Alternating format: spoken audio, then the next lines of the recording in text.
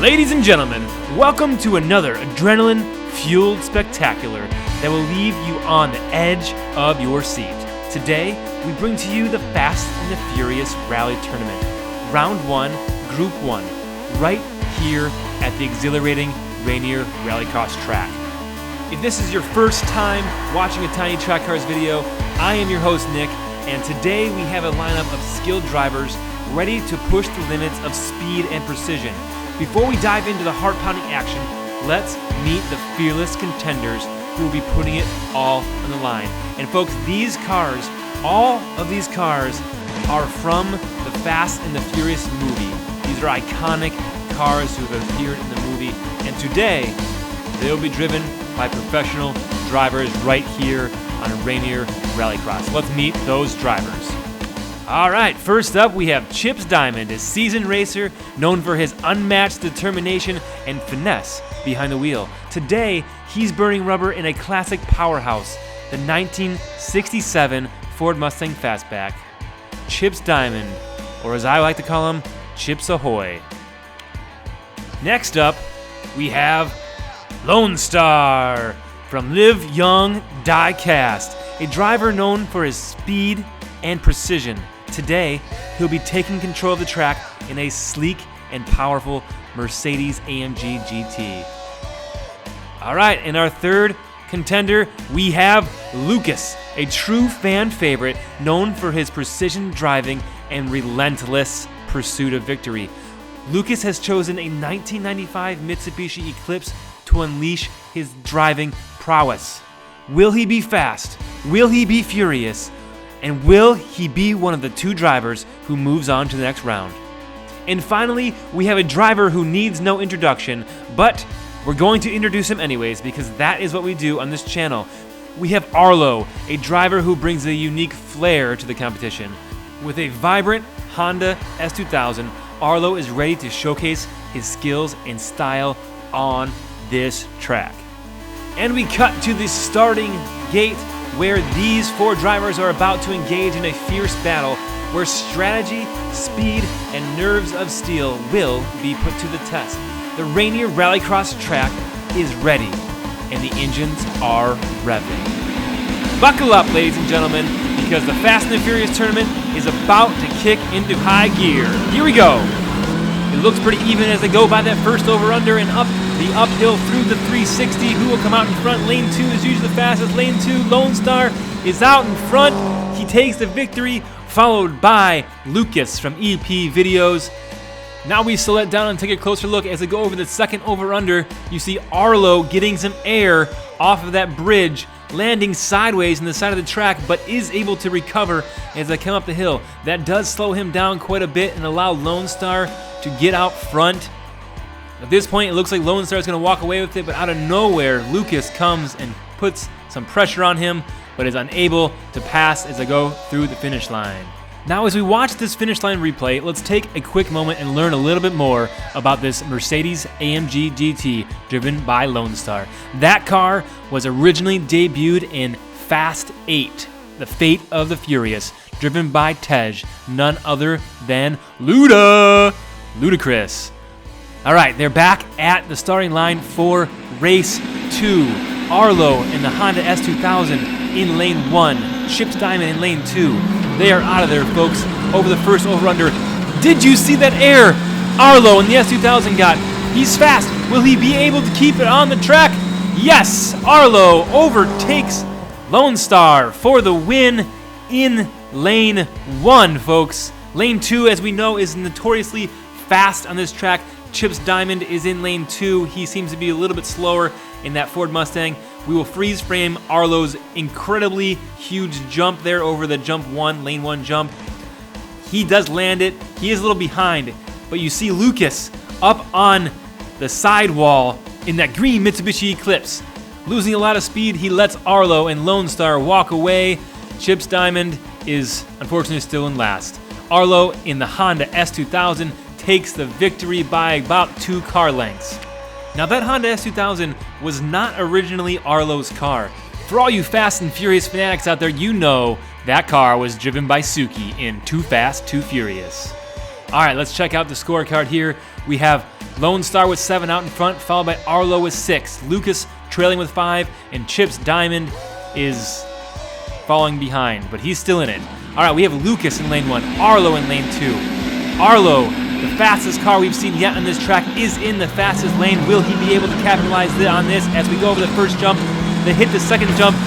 Oh, it looks like Lone Star has flipped onto his lid, and there will be no contest for Arlo in lane 2. Shortly thereafter, you see Lucas in the Mitsubishi Eclipse. Let's go ahead and watch Lone Star. Lone Star has some speed. He's on the bridge, folks. He hits that sidewall and is going so fast, he rolls it over, lands up on his lid, and doesn't make it up the uphill grade. It gets stuck right there, and Arlo will walk away with the victory. Excuse me, what did you say?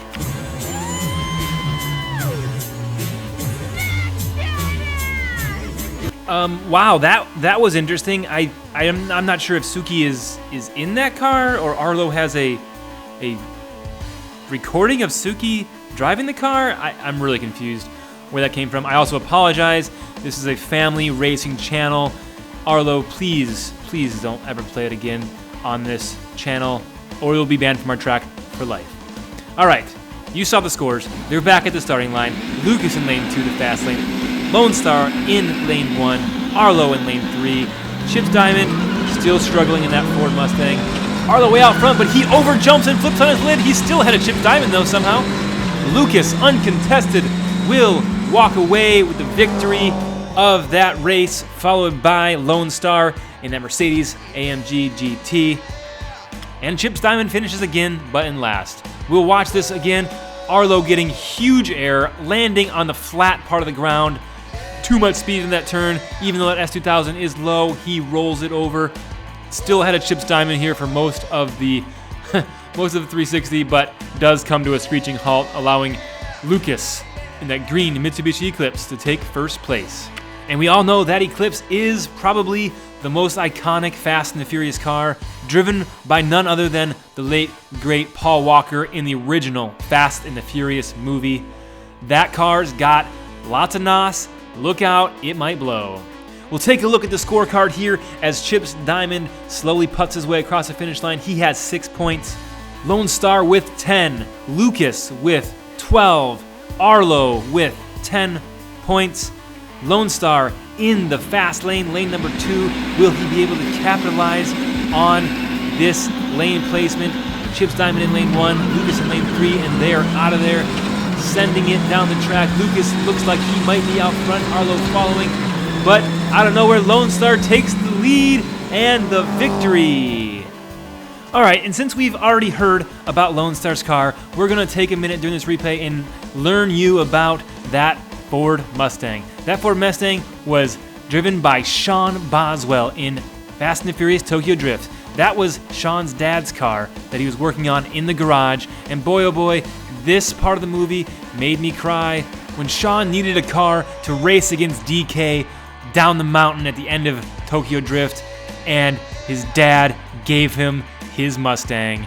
Well, that Mustang was fast in Tokyo Drift. He did beat DK, spoiler alert, but it's slow on Rainier Rallycross. I am sorry, Chips Diamond, you are in last place, but it's not too late.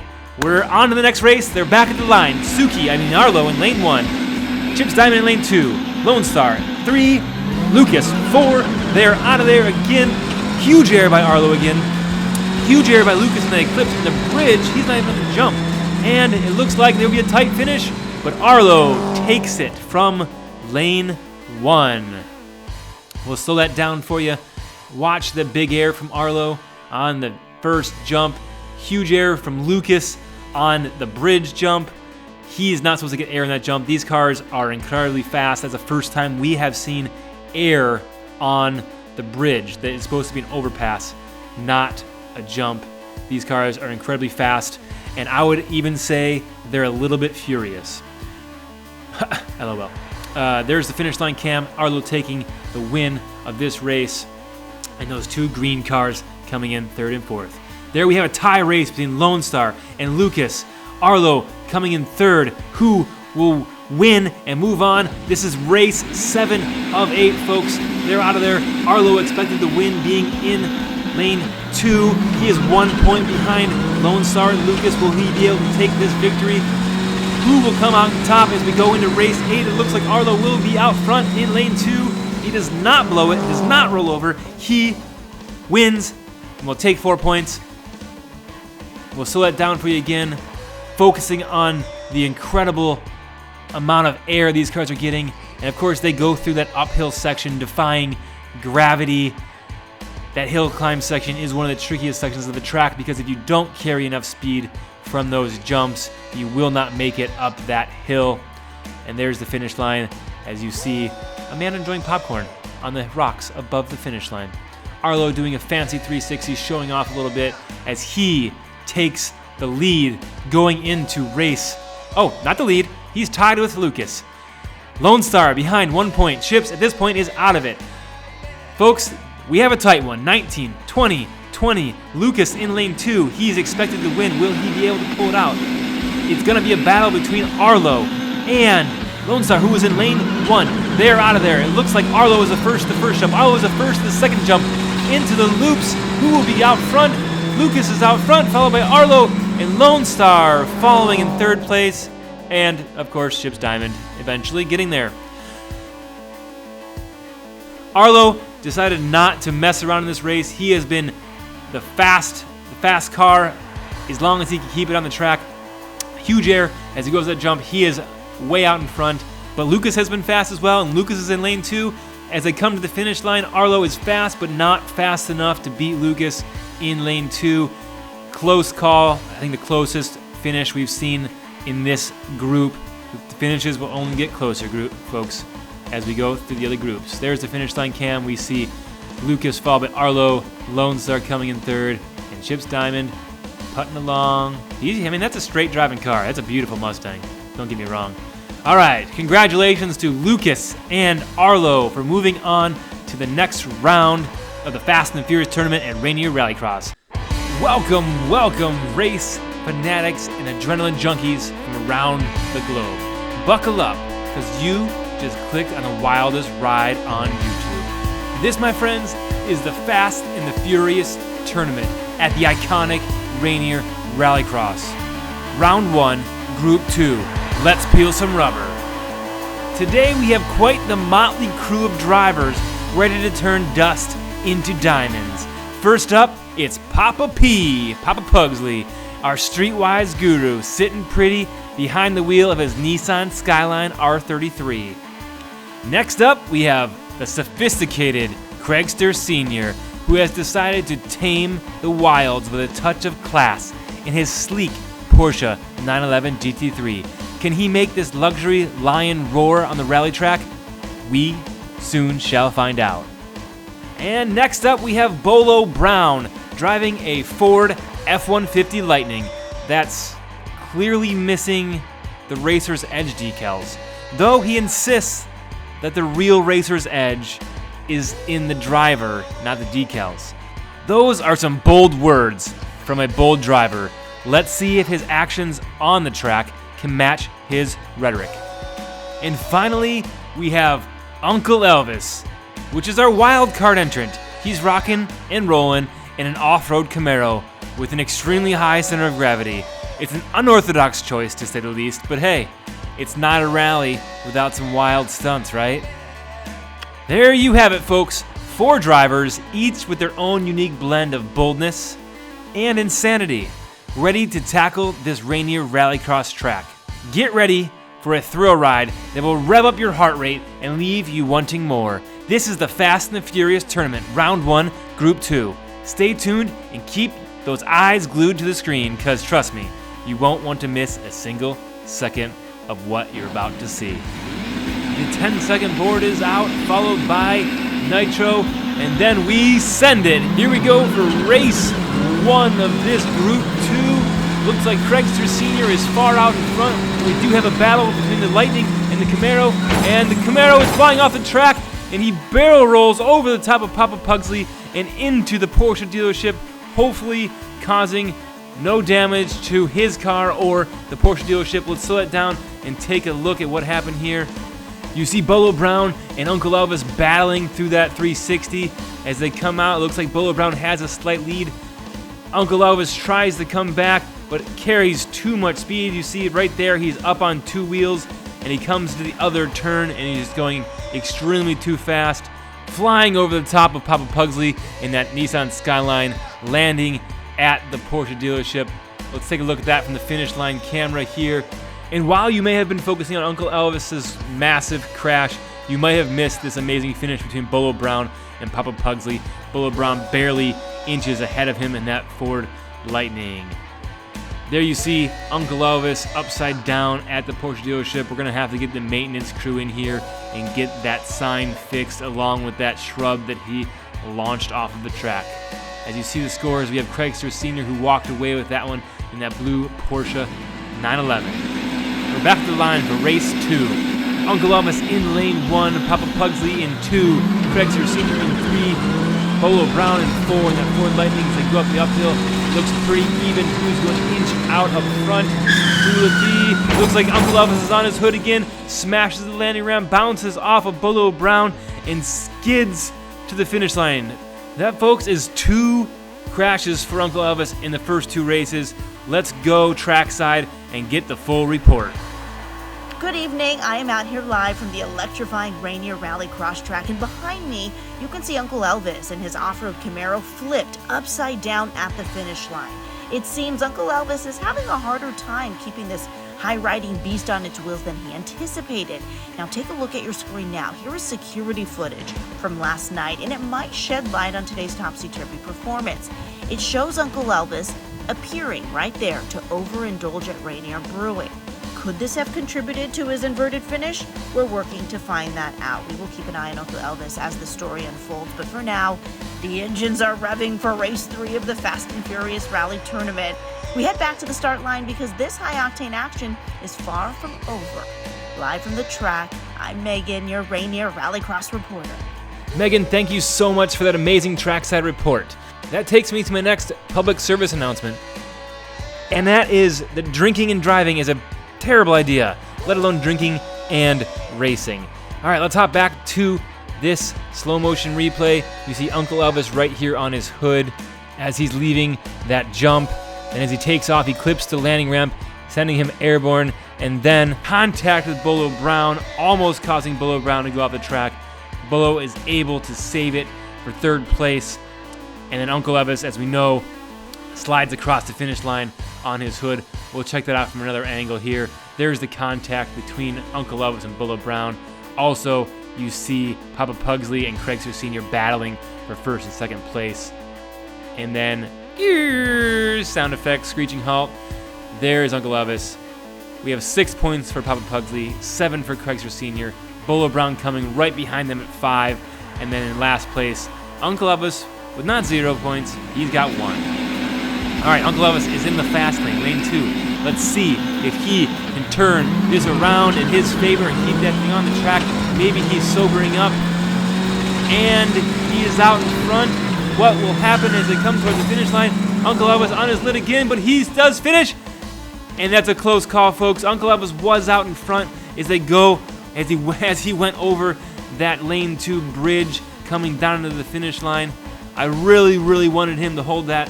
Craigster Sr. going so fast, he's up on 2 wheels, does recover it there, but he loses a lot of momentum going up the hill, allowing Papa Pugsley to creep in front of him there.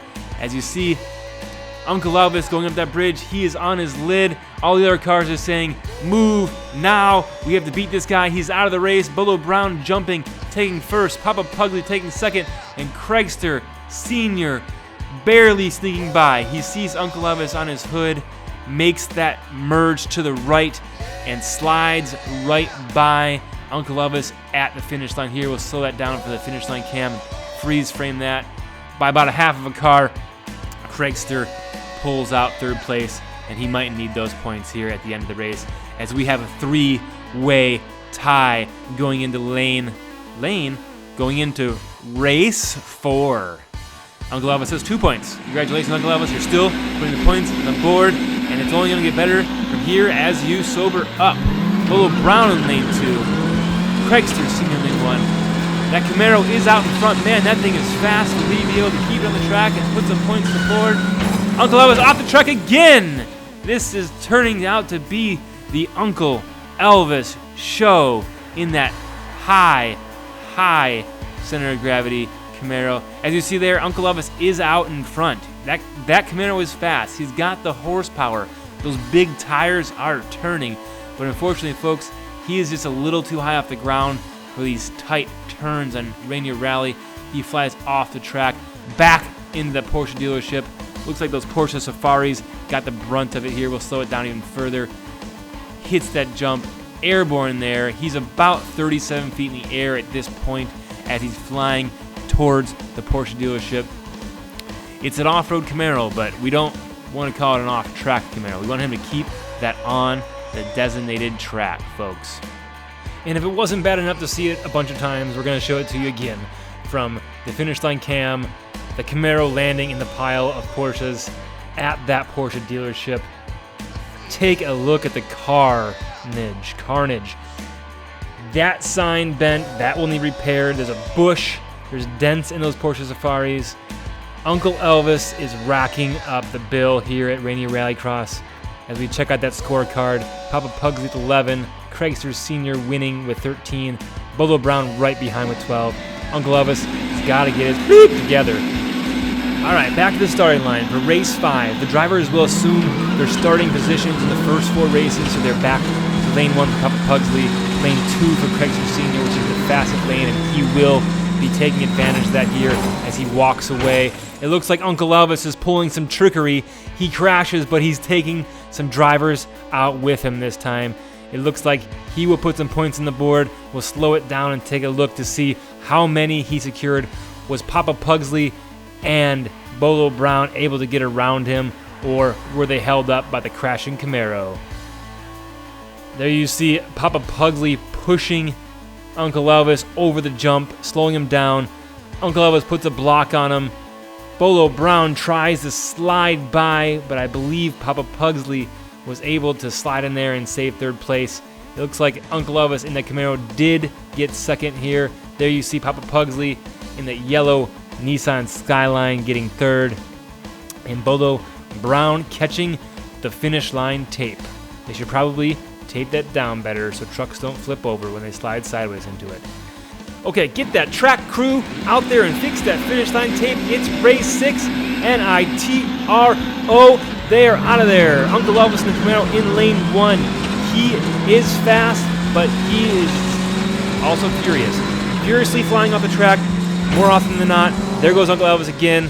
All eyes on Uncle Elvis. I'm not even sure who won. Who was in lane 2?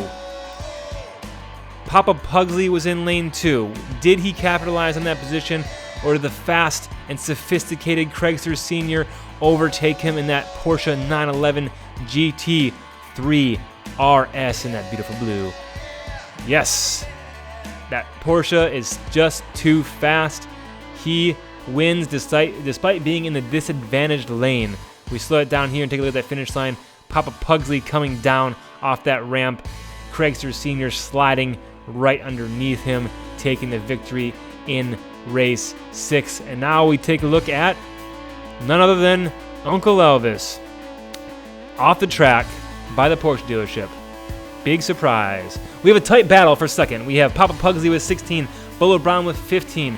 Uncle Elvis might be sobering up. Someone tells me Uncle Elvis is sobering up, and he's planning to try to keep that Camaro on the track. We'll see if it pays off for him. He is in lane 2, the fastest lane. He seems to be driving a little slower, maybe keeping it a little conservative. Will he keep it on the track in lane 2? He does, but he gets struck by Craigster Sr. as he comes down from that bridge, slowing him down, hurting his chances of a decent finish.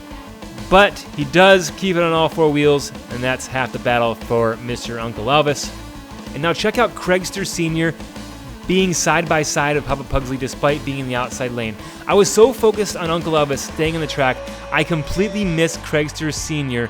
flying off the track, airborne at the jump, hits Uncle Elvis, bounces off Uncle Elvis, hits Bolo Brown, and still manages to come in third place despite flipping upside down, bouncing off 2 cars. We'll take a closer look at that. He didn't even try to make that turn. And look at all that pinball action as Craigster Sr. bounces off those cars, flips around, and still finishes. All right, heading into race 8, you'd think that Craigster will walk away with this one, but honestly, it's anyone's game. All it takes is Craigster Sr. to fly off the track and Papa Pugsley to win, and he will take the victory. Who will come out on top as they battle? Will Uncle Elvis play any part in that finish? It looks like Uncle Elvis is fast. He's out front, but you know what happens when Uncle Elvis is fast. Will he keep it on the track? Uncle Elvis out in front. That Camaro is fast when it wants to be fast, and he takes 4 points in race 8, but unfortunately, that is a little bit too late for Uncle Elvis. He spent too much time at Rainier Brewing and blew his chances of winning. You saw on that crest that jump, the back end of the Camaro got loose. There's so much horsepower in that off-road Camaro. He does not know what to do with it, folks. Second place goes to Bubba Brown. Third place goes to Craigster Sr. Papa Pugsley coming in fourth. As we look at the replay from the finish line, you'll see the score, final score in a second, to see which 2 cars will move on. And it looks like Craigster Sr. with 25 points will be moving on in first place, along with Papa Pugsley and a Nissan Skyline with 21 points. Welcome back, gearheads and speedsters, to our Fast and the Furious tournament. We're stepping on the gas for round 1, Group 3, where die-cast machines meet the thrill of high-speed competition. Buckle up, because it's about to get intense. All right, first up, we've got Puff. Yes, Puff, not Baby Richie. Baby Richie has retired. Puff is back at the track. Puff is a master of drift behind the wheel of this slick Toyota Super GR, a machine that is as fast as it is furious. And with Puff's fearless steering, expect an electrifying performance. Up next, we have no other than Sam Hall from DRT3K, a muscle car maestro driving a custom Ford Mustang GT350. Don't blink or you'll miss the raw power and speed that this GT350 packs under its hood. Ah yes, Speedball Herman, our very own speed demon, is taking the course with a sizzling yellow Nissan 370Z. Speedball's well-known precision combined with his lightning-quick machine will surely bring jaw-dropping moments. And last, but not least, we've got Strike, rocking the track with a vintage beauty, a 1972 Ford Gran Torino Sport. When retro charm meets high-powered action, the result is nothing short of breathtaking. Hold on to your seats, folks, because this die-cast arena is about to turn up the heat. Let's start your engines. It's race time. All right, at the starting line, we got Puff in lane 1, Sam Hall in lane 2, Speedball Herman 3, and Strike in lane 4. They are out of there over the first jump. Over the second jump, it looks like Strike is falling behind. Will he be able to make it through those loops? And Sam Hall is out front, as you see Puff trying to catch up, hitting that jump with an extreme amount of air, bouncing his way across the finish line. It looks like in the replay here, Strike is hardly making it up that hill. We did not see him cross the finish line. We will take a look at what happened to Strike, but first we're going to watch Sam Hall take this victory. As you see, like I said before, Puff bouncing his way across the finish line, and Speedball Herman tries so hard to catch Puff. Look at that air as we freeze frame that. Puff is in the air, bouncing, coming across the finish line, taking second place. And we will see what happened to Strike here. Ah, yes, there is Strike stuck in the 360. He did not have enough speed and momentum to get him through that in that Gran Turismo Sport. All right, Puff with 3 points, Sam Hall with 4, Speedball Herman with 2. Puff moves to lane 2, which is the fast lane. I do need to get on the track crew to get some lane numbers on this track. We actually number them from the looking down the track, this chase cam from left to right. You know, it's a little confusing from the start cam because it's all backwards. But sorry, I've been talking, and Puff walked away with that one, followed by I'm not even sure who. And then we have Strike, who decided to make an appearance at this race. But there you see Strike hardly making it over that first jump. He stumbles, but somehow is able to finish this race. Let's focus on the front 3 drivers. We have Puff in lane 2. That is a fast lane, but it looks like Sam Hall is fast in that Mustang as well, but does not have enough to keep up with Puff. All right, that's it. Race 2 is over. I'm gonna grab some coffee. I'll be right back. What a day at the office. This coffee is good. Okay, back to recording. There we go. Okay, and we're back, folks. And, well, there, looks like Strike finally made it across the finish line. Congratulations, Strike. You put some points on the board. And I have some nice warm coffee in my hand now. There you see Puff taking the victory in race 2, followed by Sam Hall and Speedball Herman. We have a tie for first place between Puff and Sam Hall. Those two will continue to battle it out as behind the scorecard. You do see Strike finally making it across the finish line in that replay. They are at the line for race 3, NITRO, and they're going to be sending it down this Rainier Rallycross track. Puff and Sam Hall battling it out. Looks like Puff has the inside lane. He will move forward and take another victory, and Sam Hall flips off the track trying to catch up with Puff, and he just overdoes it, folks. Let's watch that again in slow motion here. It looks like Puff and Sam Hall are way out in front. Speedball Herman right behind them. Strike, he's kind of doing okay. But Puff is way out in front. Sam Hall tries to catch him, and you see right there, flips off the track, is airborne above Speedball Herman. Speedball Herman somehow navigates around that wreckage and is able to take second place. Let's watch that from the finish line cam. There you see Sam Hall drifting sideways through that turn, flying off the track out of control. That Mustang has too much power and cannot stay on the track. This just in, Ford Mustangs are not as agile as Toyota Supras. Just saying. Well, at least 5th gen Toyota Supras. I can't even talk about 4th gen because those are a little bit bigger, bulkier, heavier. All right, we see Sam Hall crashed at the gap of that last finish line double. As you see the scores, 7 and 7 for Sam Hall and Speedball Herman. It's a tight race for second place. Puff is out in front with 11. Speedball Herman moves into lane 2, the fast lane. This is his opportunity to capitalize and get 4 points. Will he be able to pull it off here? It looks like Puff out front again. Sam Hall in front of Speedball Herman as they go through the 360s. Speedball pulls back in front, but he has that bridge. Sam Hall wins it. Speedball Herman second, just barely. Puff was coming in hot, but Speedball Herman put a blocking maneuver on him at the finish line to save second place. Let's take a look at that. Puff going so fast, he is up on his 2 right tires there, loses a little bit of speed going into the 360.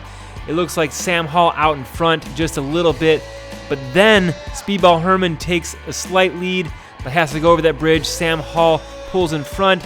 Speedball closing the door on Puff and securing that second place. That'll be a good one to watch in the second group of 4 races here to see if Puff is able to take the victory over Speedball in that exact same lane situation.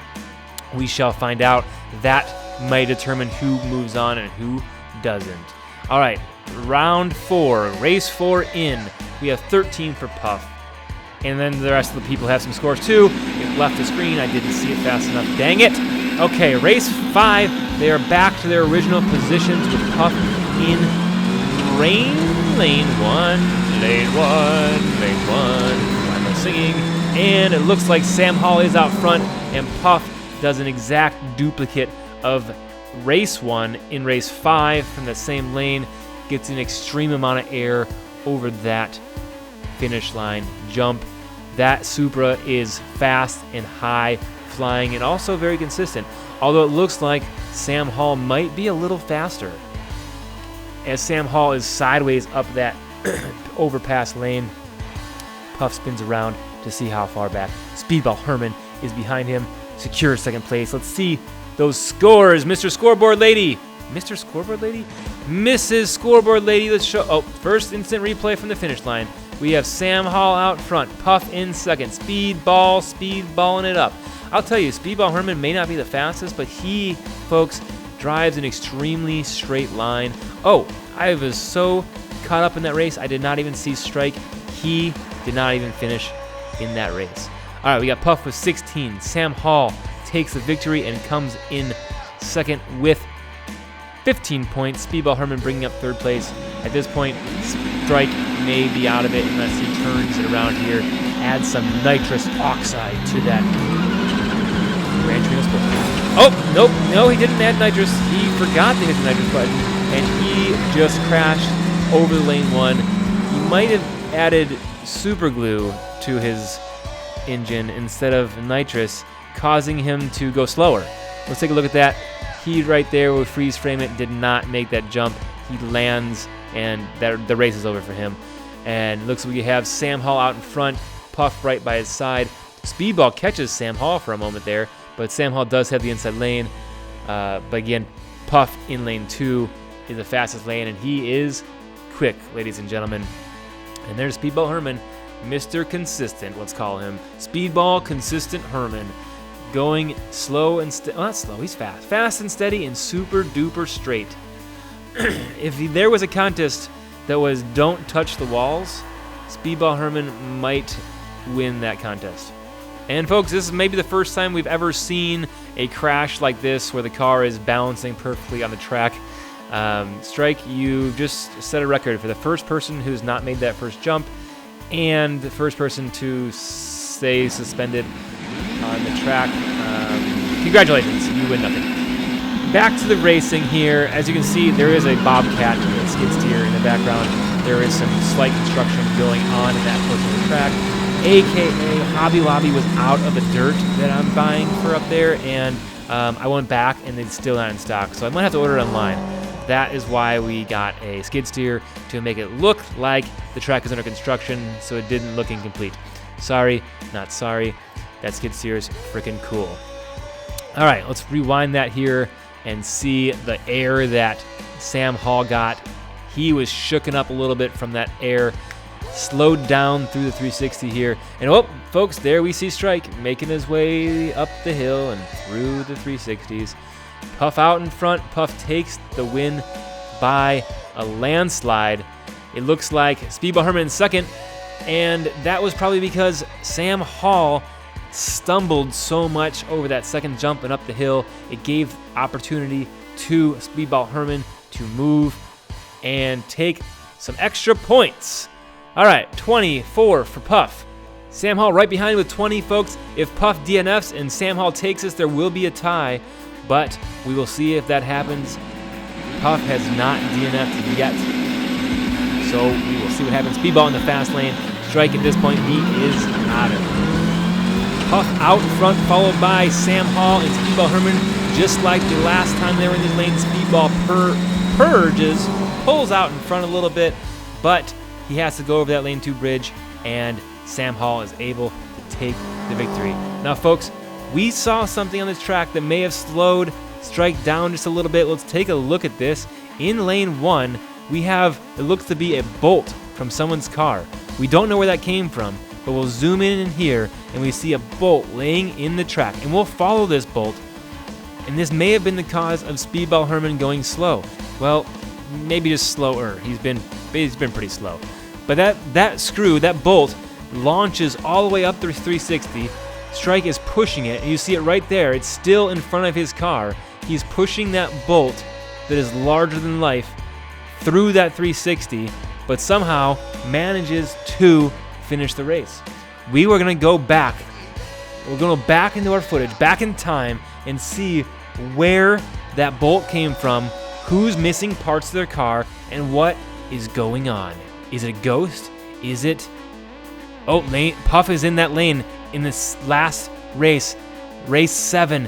There we zoom in, we see from the undercarriage of Puff's car, a ginormous bolt falls out, but yet Puff is able to finish this race. And as you know, Puff finished race 8 as well. Here we are rewatching that race in real time as you see the bolt flying out of the back of Puff's car.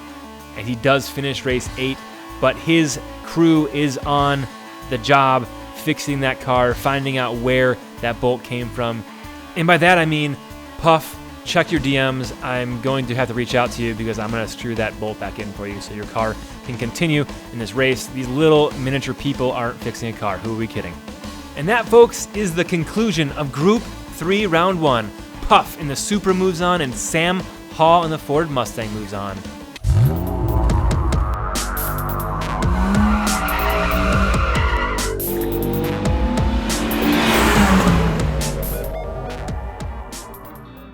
Nice car. What's the retail on one of those? More than you can afford, pal. Ferrari. Smoke.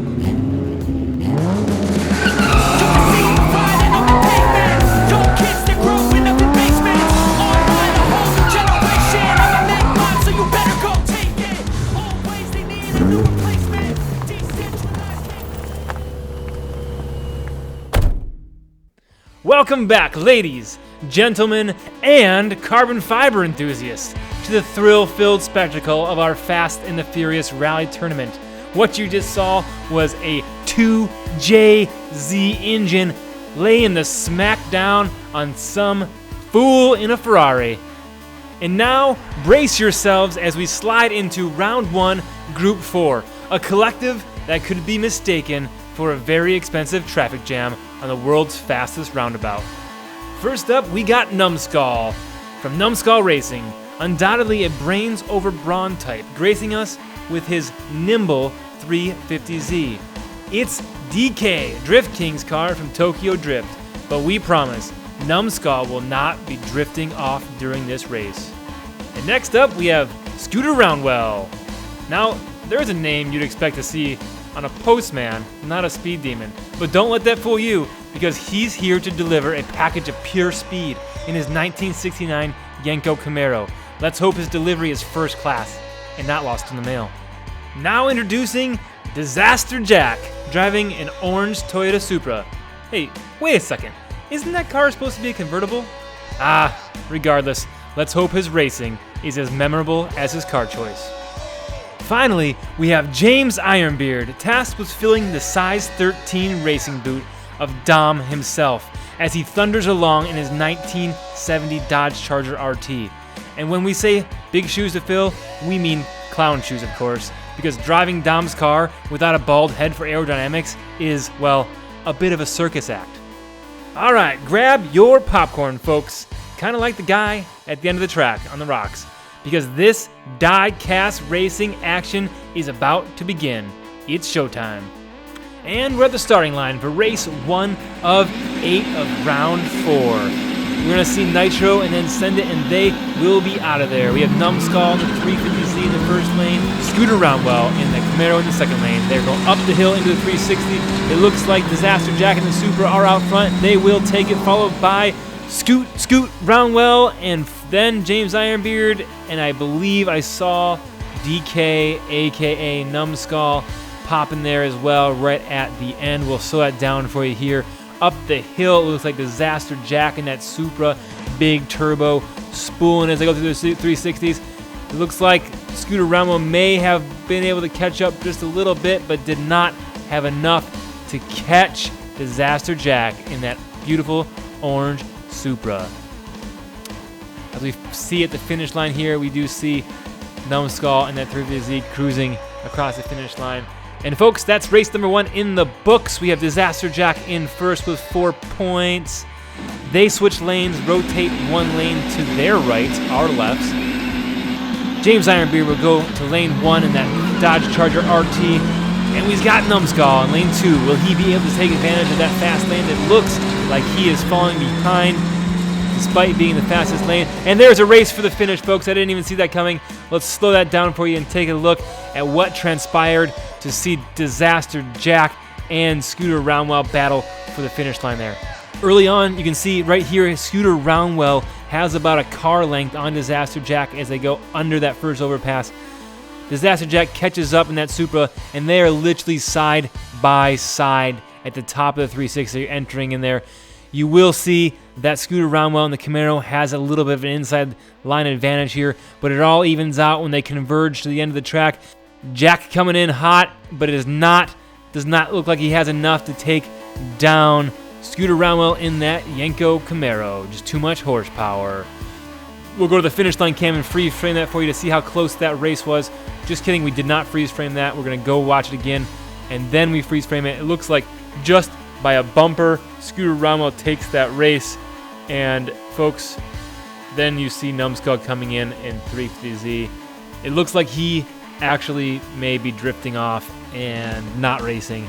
We will see if he can turn this around. That's a beautiful looking 350Z. All right, we got Disaster Jack in the first lane, James Ironbeard in the second lane, Numbskull, and then Scooter Roundwell over by that skid steer. They are out of there over the first jump. Neck and neck going up into the 360, minus Numbskull. As they come out of the 360, what do we have? Oh, Disaster Jack on his lid, spins out, flies off, hits a holler. Holy Supra, Batman. That was a crazy crash. Let's slow that down for you and see what might have happened here. James Ironbeard and Disaster Jack side by side as they go into the 360. James pulls ahead just slightly. It's possible Disaster Jack got on it a little bit too hard coming out of that 360 and spun out of control. There you see he's backwards. Disaster Jack, that's the wrong way. You're not supposed to go in reverse. And that is the result. Flips off, hits that transport in the side of track, and he comes to a screeching halt. There you see it from the finish line camera. James Ironbeard in the Dodge Charger taking first place and 4 points and making his comeback. It starts here, Dommy Dom. Let's go. 10-second car. All right, Scooter Roundwell out front with 10, followed closely by James Ironbeard. No one is out of it yet, except maybe Numbskull. He's going to beat the skid steer, though, because that skid steer has not moved, folks. And they're out of there for race 4 as they go up into the 360s. It looks like Disaster Jack is way out in front, and he's up on his side. Oh my gosh! Speaking of circus act, he is putting on a show for us, ladies and gentlemen. Okay, stop that right now. That's a little bit annoying. All right, let's slow that down for you. Watch that. James Ironbeard looks like he has the speed. Does lose a little bit of momentum going up that hill into the 360. But we know Disaster Jack is fast, and he is in lane 2, the quickest lane. But he has to tackle that bridge. Tackle it with too much speed, and you'll end up sliding on your side and onto your hood across the finish line. But despite all that, despite the sparks flying, and maybe his helmet dragging on the track just slightly, he was able to hold on to first place and take 4 points in this race. Let's watch this circus act from the finish line camera here. He is up on his side, balancing on his tires, folks. Balancing on his tires, flops over to his hood, and flips across the finish line. Luckily, he's able to keep it on the track. A rollover like that could end very badly if he was, per se, hitting pedestrians. Fatality! Oh, that's not trademarked, is it? All right, they are back to their original positions. Race 5, Numbskull in lane 1. Disaster Jack and James Ironbeard up the hill. Disaster Jack sideways, still able to catch up and pass, but does not have enough to keep up with Scooter Roundwell. We'll slow it down for you in the Tiny Track Cars instant replay. Here you see Jack and James go up the hill to maybe win this race. But when they went around the 360 and came back down, Scooter was in their face. That's my nursery rhyme out of this race. Impromptu nursery rhymes. Let's keep it in there. All right, there you see, after the stumble up the hill, drifts sideways, Disaster Jack is able to come back and pass James Ironbeard, but does not have enough to overtake Scooter Roundwell in that Camaro coming down the lane 2 bridge, folks. If Disaster Jack was able to keep that on the track after that jump, he probably would have won this race, but he did not. Scooter Roundwell taking 4 points, moving up the leaderboard just slightly. We have Scooter Roundwell with 16, Disaster Jack with 14, James Ironbeard trailing with 13. And if Numbskull doesn't get his beep beep beep together, then he's probably going to be out of it. Okay, race 6. We need to calm down a little bit. That was a lot of racing action. We need to focus and just focus on good announcing, good, clean racing, everybody. Nobody go off the track. Everyone's going to finish this race. All right, Scooter Roundwell spins around, showing off as he takes another victory and 4 more points. Scooter Roundwell widening the gap for his lead here. Let's see what might have happened to Disaster Jack and why he was so far back there. We have Numbskull in lane 2. Don't expect much from him capitalizing on that lane. But Scooter Roundwell here, like I said, spinning around, seeing how far his competition was away from him as he skidded across the finish line. I would not recommend trying that, folks. If you're in the lead, don't look in your rearview mirror, cross the finish line, and then worry about what position you're in. Don't do that. But congratulations, Scooter Roundwell. You got 4 points, followed by a orange Supra and a Charger that should be doing wheelies, and I haven't seen a wheelie yet. Maybe he's holding out till race 8. All right, Scooter Roundwell running away with this one. Let's see if the other 2 drivers can come back. James Ironbeard in the fast lane. Disaster Jack in lane 1. Again, we will get lane numbers on this track eventually. Maybe, if it's in the budget. So please like, subscribe, turn on that bell notification so we can get into the partner program and buy a dang marker off of Amazon and get some numbers on the track. Sorry, I'm a little heated there. I was also Google searching best markers to write on Spoolhead's SR2 track. Huge shout out to Spoolheads for sponsoring this track. All of this track is custom 3D printed, designed by Spoolheads. Please check them out, spoolheads.com. Russ at Spoolheads is so awesome to work with. He's been great, and I owe the success of this track to him. All right, we'll finish with the finish line cam shot here. Disaster Jack did take that one, followed by James Ironbeard. James was unable to capitalize on being in the fast lane. I'm not sure if that thing is running on 7 cylinders or maybe 6 or maybe 5, or maybe they did a K20 swap in that Charger. It seems like everyone's putting a darn K20 in their cars these days. K20, big turbo, Hondas, VTEC means winning. All right, they're out of there. We have James Ironbeard out front, but Disaster Jack shortly behind. Looks like lane 2, and Disaster Jack will walk away with it. James Ironbeard taking out Scooter Roundwell, putting up a fight. What does that mean for the points? Let's see the replay, and then we'll check out the points and see how close points of this showdown are. Numbskull is for sure out of it, but I believe there was a battle for second and third. It looks like Disaster Jack may have just clinched his spot in the next round. We'll see that scoreboard to see who will follow him as we watch the finish line cam here. Disaster Jack way out in front. James Ironbeard not giving up, putting a hurting on that Camaro. But folks, congratulations to Disaster Jack and Scooter Roundwell. You've both done an amazing job. Ladies and gentlemen, we're back on the racetrack with the Fast and the Furious Rally Tournament, gearing up for round 1, Group 5. Brace yourselves, because this group is less like a classic car meetup and more like a caffeine-infused roller coaster ride. Leading the pack, we have Ra Sun God, who, contrary to popular belief, does not actually control the sun, but he sure knows how to light up the track with that scorching blue Nissan Skyline R34. Here's to hoping the Sun God of Speed is on his side today. Then we've got the Crazy Canuck. Some say he's fueled by maple syrup and sheer willpower, while others claim it's the roar of his Dodge Charger Hellcat. We're just hoping he can dodge the competition and drive straight to victory. Not far behind is Rage. With a name that intense, you'd expect fireworks, and boy, does he bring them. Revving up in a shiny silver Nissan Skyline R34, we're all waiting to see if his driving is as explosive as his name. And lastly, but not leastly, we have Feral Patrick. Don't be deceived by the name. He's not wild, just extremely passionate.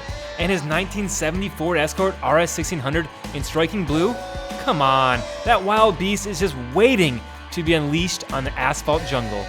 So strap in, folks. We're about to witness die-cast history in the making. And remember, keep your arms and your expectations inside the vehicle at all times. It's time to drop the clutch and floor it. The 10-second board is out. We will see Nitro followed by Send It, and they will be out of there. It looks like the nimble Escort gets the early jump. Will he be able to hold it out as Rage follows him right behind? Rage catching up as they go into the final merger. Feral Patrick crashes and rolls and just by inches. By inches, Ra's Sun God is able to beat him out to the finish line. Here, let's slow it down here. That escort is quick, it is nimble, it is fast off the line, but Rage was able to catch him, Feral Patrick, in the 360. Feral Patrick panicked, hit the gas, flew off the track, launched upside down, rolled, spun around backwards, and then got passed by Ra's Sun God at the finish line. As we switch to the finish line cam, we'll watch that crash again. There's Feral Patrick upside down. Then you see Ra's Sun God coming in, hits a little bump there, pops across the finish line by about 3/4 length of a skyline, and we have no Crazy Canuck. There's Crazy Canuck stuck in the 360. I did not see what happened to him. We'll have to keep a closer eye on that crazy Mother Canucker. All right, Rage with 4 points out in front. Feral Patrick in lane 1. Ra's Sun God in lane 2. Will Ra's Sun God, who seemed to be a little bit slower, be able to take advantage of this lane position here?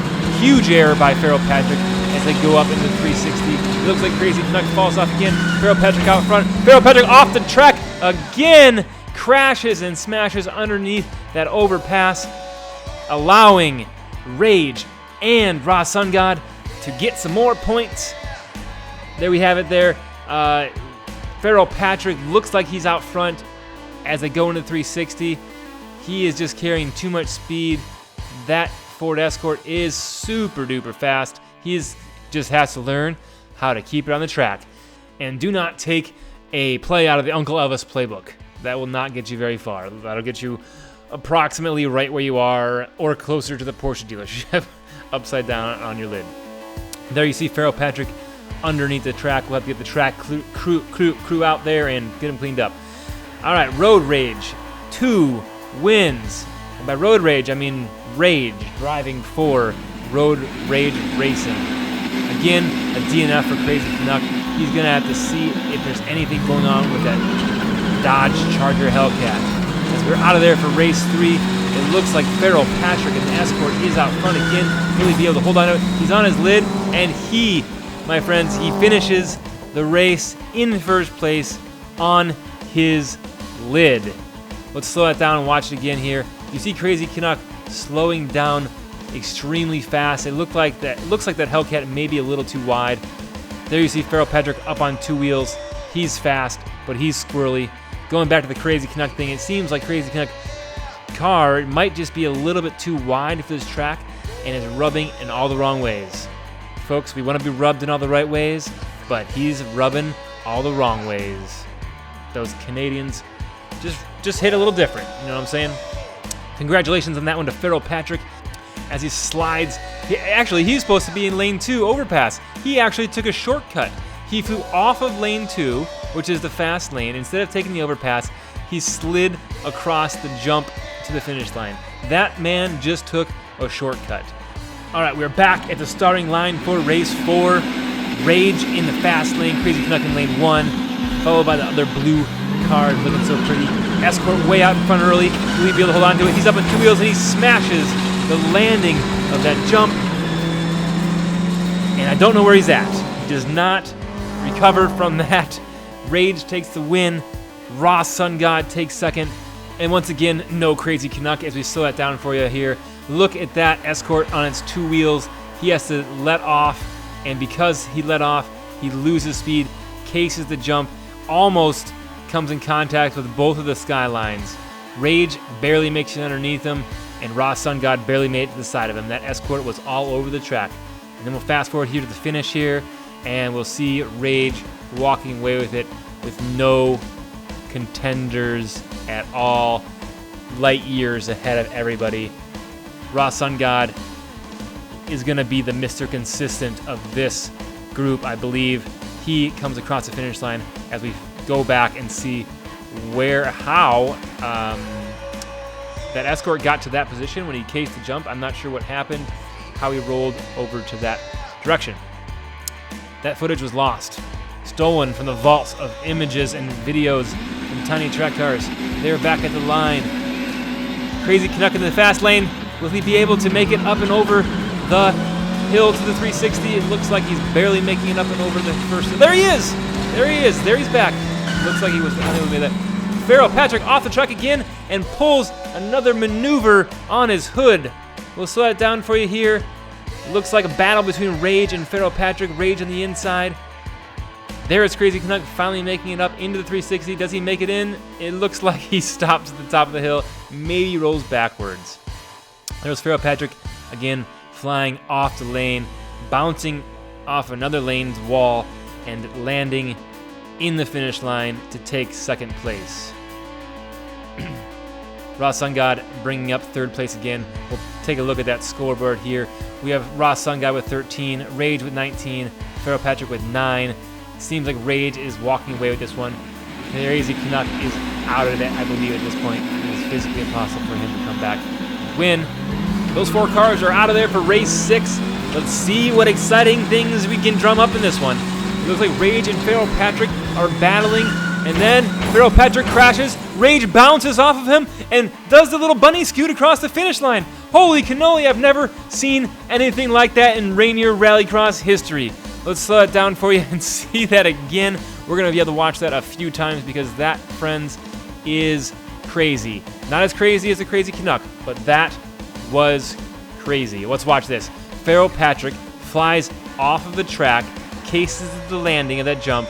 There you see Rage bouncing off of him, jumping off of his hood, launching in the air, landing on that rear spoiler, and doing a little scoot across the finish line like a dog dragging his butt across the ground after he poops and there's still poop attached to his butt. All right, let's take a look at that from the finish line cam. There you see the skyline bouncing off the Escort, landing on that rear spoiler. He gets a little bump from Raw Sun God, who keeps the tail stand going here. We'll watch that again from zoomed out. Man, I've never seen anything like this in Rainier Rallycross history. And despite all that, Rage is still able to set it down and finish in first place, just barely beating Raw Sun God. And we cut to the helicopter cam to see Pharaoh Patrick in between the finish line jump area. He will be needing some assistance getting out of there. All right, folks, it looks like at this point it's going to be Raw Sun God and Rage moving on, but we're going to entertain you with 2 more amazing races here at Rainier Rallycross. Voice change. Yes, they're out of there. Looks like Pharaoh Patrick again. That Escort is fast, and Pharaoh Patrick again. And oh my gosh, he just pulled the Disaster Jack. Almost doing the exact same thing as Disaster Jack did in Group 4, the last video. We'll take a look at that again. Again, we have a Crazy Canuck that can hardly make it up the hill. Pharaoh Patrick way out front, loses control in that finish line section, slides up on his sides, up on his tires, lands on his roof. I don't give Pharaoh Patrick as many style points as Disaster Jack got because Disaster Jack was up on his wheels for longer and then finally flipped to his roof. But Pharaoh Patrick, congratulations. You get a 2 out of 2.7 on the style points for that run. Rage walking away with it for 26 points, and to top it all off, Rage will be in the fast lane 2. They're out of there. Race 8. Pharaoh Patrick again putting a hurt on these skylines as that old Ford shows him how it's done and flies off the track one last time, ending up in the gully of that jump. Man, if Pharaoh Patrick could have kept this car... Oh, there you see Crazy Canuck not making that jump. We'll go back to that in a second. Pharaoh Patrick, if he could have kept this car on the track, he probably would have been one of the top contenders in this tournament. That Escort is one of my favorite castings, and I had high hopes for it, but unfortunately, just a little too unstable for the Rainier Rallycross track as we take a look at that from the finish line cam. Down, down, down goes Pharaoh Patrick, and Mr. Consistent coming across the finish line, picking up 3 more points. And there we have the Crazy Canuck upside down, inside out, and living the Vida Loca. All right, congratulations to Raw Sun God and Rage in those beautiful R34 Skylines. Ladies and gents, petro heads and casual cruisers, we are back and diving headfirst into round 1, Group 6 of this Fast and Furious Rally Tournament. These drivers are here to turn heads, drop jaws, and possibly lose some hubcaps. First on our roster is Cupcake. No, not Cupcake like the dessert you can get at a kid's birthday party, but Cupcake the mediocre diecast racer. Nonetheless, Cupcake is bringing some sugar and spice to the asphalt in Johnny Tran's fierce Honda S2000. Will the competition get a sugar rush or a toothache? We're about to find out. And coming up next, we've got Dusty Miles, not to be confused with the weather report. He's all clear skies and burning rubber in his classic 1971 Plymouth GTX. Old school cool is his game. Let's see if he can keep up the pace. And in the posh lane, we have N-Count, making an entrance in the ever-elegant Aston Martin DB5. Will he glide smoothly to victory or get caught in a British downpour? Time will tell. And rounding out our lineup, there's Chowhound, stepping out of the gleaming white Porsche 718 Cayman GT4, famously driven by the radiant Gal Gadot. While Gal sets the screen on fire with her charm, Chowhound, well, he's promising to set the track ablaze with speed. And let's face it, in this race, it's speed that counts. So rally your spirits and set your expectations to adrenaline fueled, because we're about to light up this racetrack. Start your engines. The 10-second board is out. We have Cupcake in the first lane, Dusty Miles in the second lane, N-Count and Chowhound over there by that skid steer. Looks like N-Count and Dusty Miles out in front. N-Count gets up on his side and he's on his roof. As they go through 360, it looks like Dusty Miles is out front. Will he hold on to it? Cupcake takes the win and barely edges out Dusty Miles. Let's take a look at that replay here. It looks like Dusty Miles is out front. N-Count right behind him, but N-Count goes a little too fast. Gets up on his side there in that Aston Martin DB5. I don't know why my voice changes to a British accent when I do that. Channeling my inner Theodore Braves, I guess. There's Dusty Miles out in front going up the lane 2 bridge. Cupcake taking advantage of it, getting a huge amount of air and spinning out as he crosses the finish line here. We'll follow that to the finish line cam. Look at that air by the S2000 as he slides sideways across the finish line. That car probably has at least $100,000 under the hood. Quote me on that, Jesse. All right, race 1 is over. Cupcake with 4 points. They will shift lanes. Cupcake now in the fast lane. Will Cupcake be able to take advantage of the fast lane after he was out in front in the first race? It looks like Dusty Miles out front, but Cupcake's in the quick lane into the loops. Who will come out of the loops? Dusty Miles out front by a car length takes it from Cupcake, and as we see N-Count spinning around, blocking Chowhound for the finish there. We'll slow that down for you. Dusty Miles looks like he's way out in front at this point, but folks, into that 360, Cupcake in that Honda S2000 is too nimble, almost catches up. They're side by side as he comes down off that bridge. But Dusty Miles in that GTX takes race 2 and 4 points. Just to reiterate, the scoring system for this tournament, first place is 4 points, second place is 3 points, 2 for third, and 1 for fourth. And if you don't finish, aka you crash and burn and don't go across the finish line, you get a big fat goose egg. Race 3, here we go. I missed the scores, but hopefully you saw it. I was too excited to shift over one lane and restart this. We have Chowhound in that Porsche Cayman in the fast lane, but he is a little bit sluggish. Those Porsches have a lot of handling, but he may be a little underpowered for this race. And there you see N-Count fly off the track again and get stuck under the lane 2 bridge. He will get 0 points for this race. I was so focused on my commentary awesomeness that I didn't even see who won. It looks like at this point Cupcake was going to be the one that came out front. And does he do it? Yes, Cupcake out front. Right there, N-Count strikes Dusty Miles. You can see him stutter a little bit, barely making it over that jump, allowing Chowhound to close the door on him, or close the gap on him rather. But Dusty Miles closed the door and was able to take second place.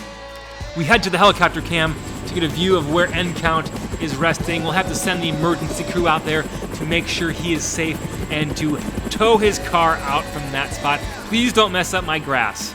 I spent a long time putting that grass down. End count. Do not mess it up or you'll be fined $1 billion. And I'll have to use that money to build another Tiny Track Cars die-cast racing track, which, hint, spoiler, we are doing anyways. Reveal coming soon. Another track in the works for Tiny Track Cars. All right, I was totally not paying attention to that race. Let's slow that down for you and see what happened. End count out front, but Dusty Miles jumps past him. Now it looks like Cupcake is out front as they go up the 360. 4 cars almost dead nuts side by side. End count out front by a little bit. Does he hold on to it? It looks like he does. And Dusty Miles had a chance, but hit the side of that curb, spun out and lost a lot of speed there. Let's take a look from the finish line cam. Dusty Miles doing a pretty epic drift across that finish line checkered flag. All right, we got a tie for first and second, and a tie for third and fourth.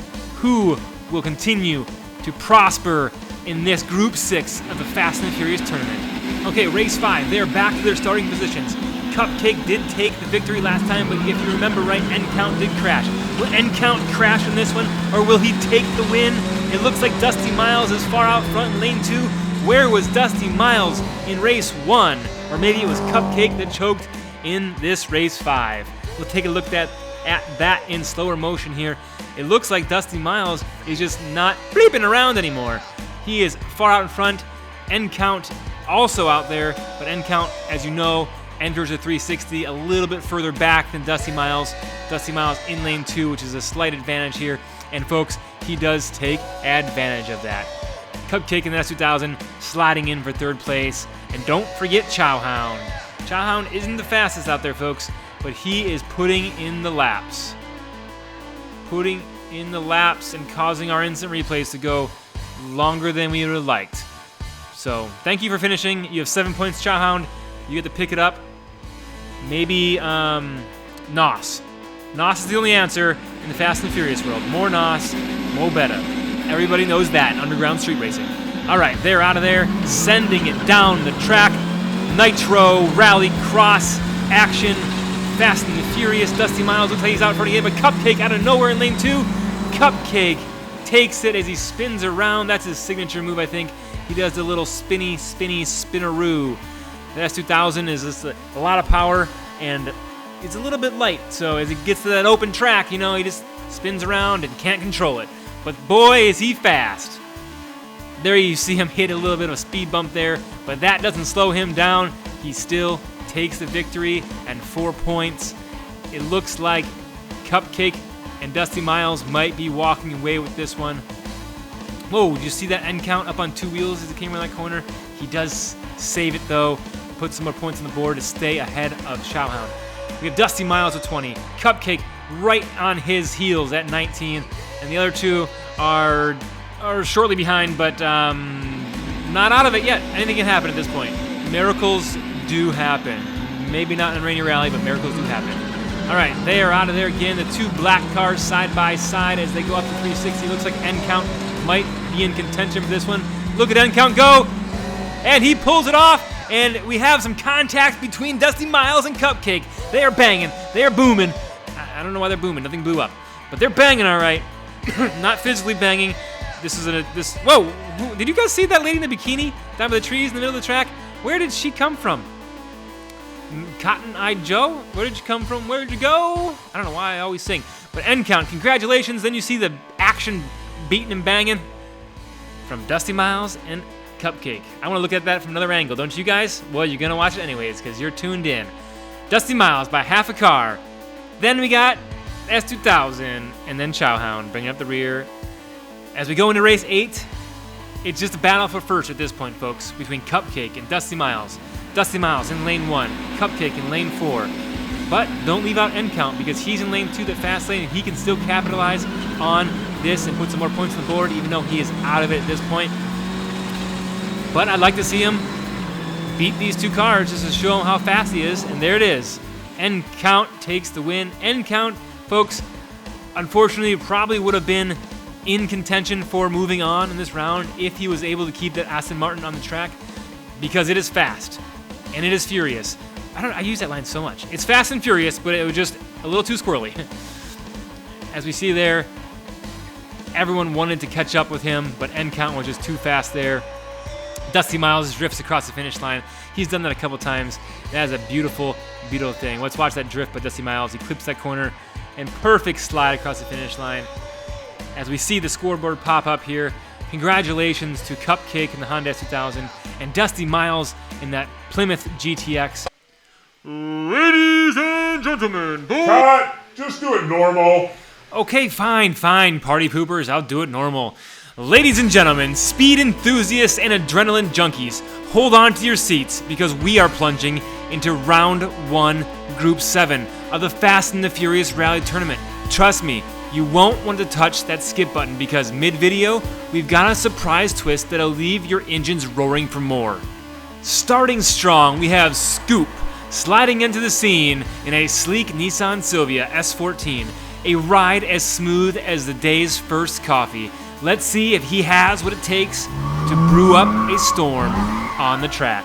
Next up, we've got the ever unpredictable Cousin Ricky. The name might sound homey, but when he's behind the wheel of that Corvette Grand Sport Roadster, expect nothing short of wild. Predictable?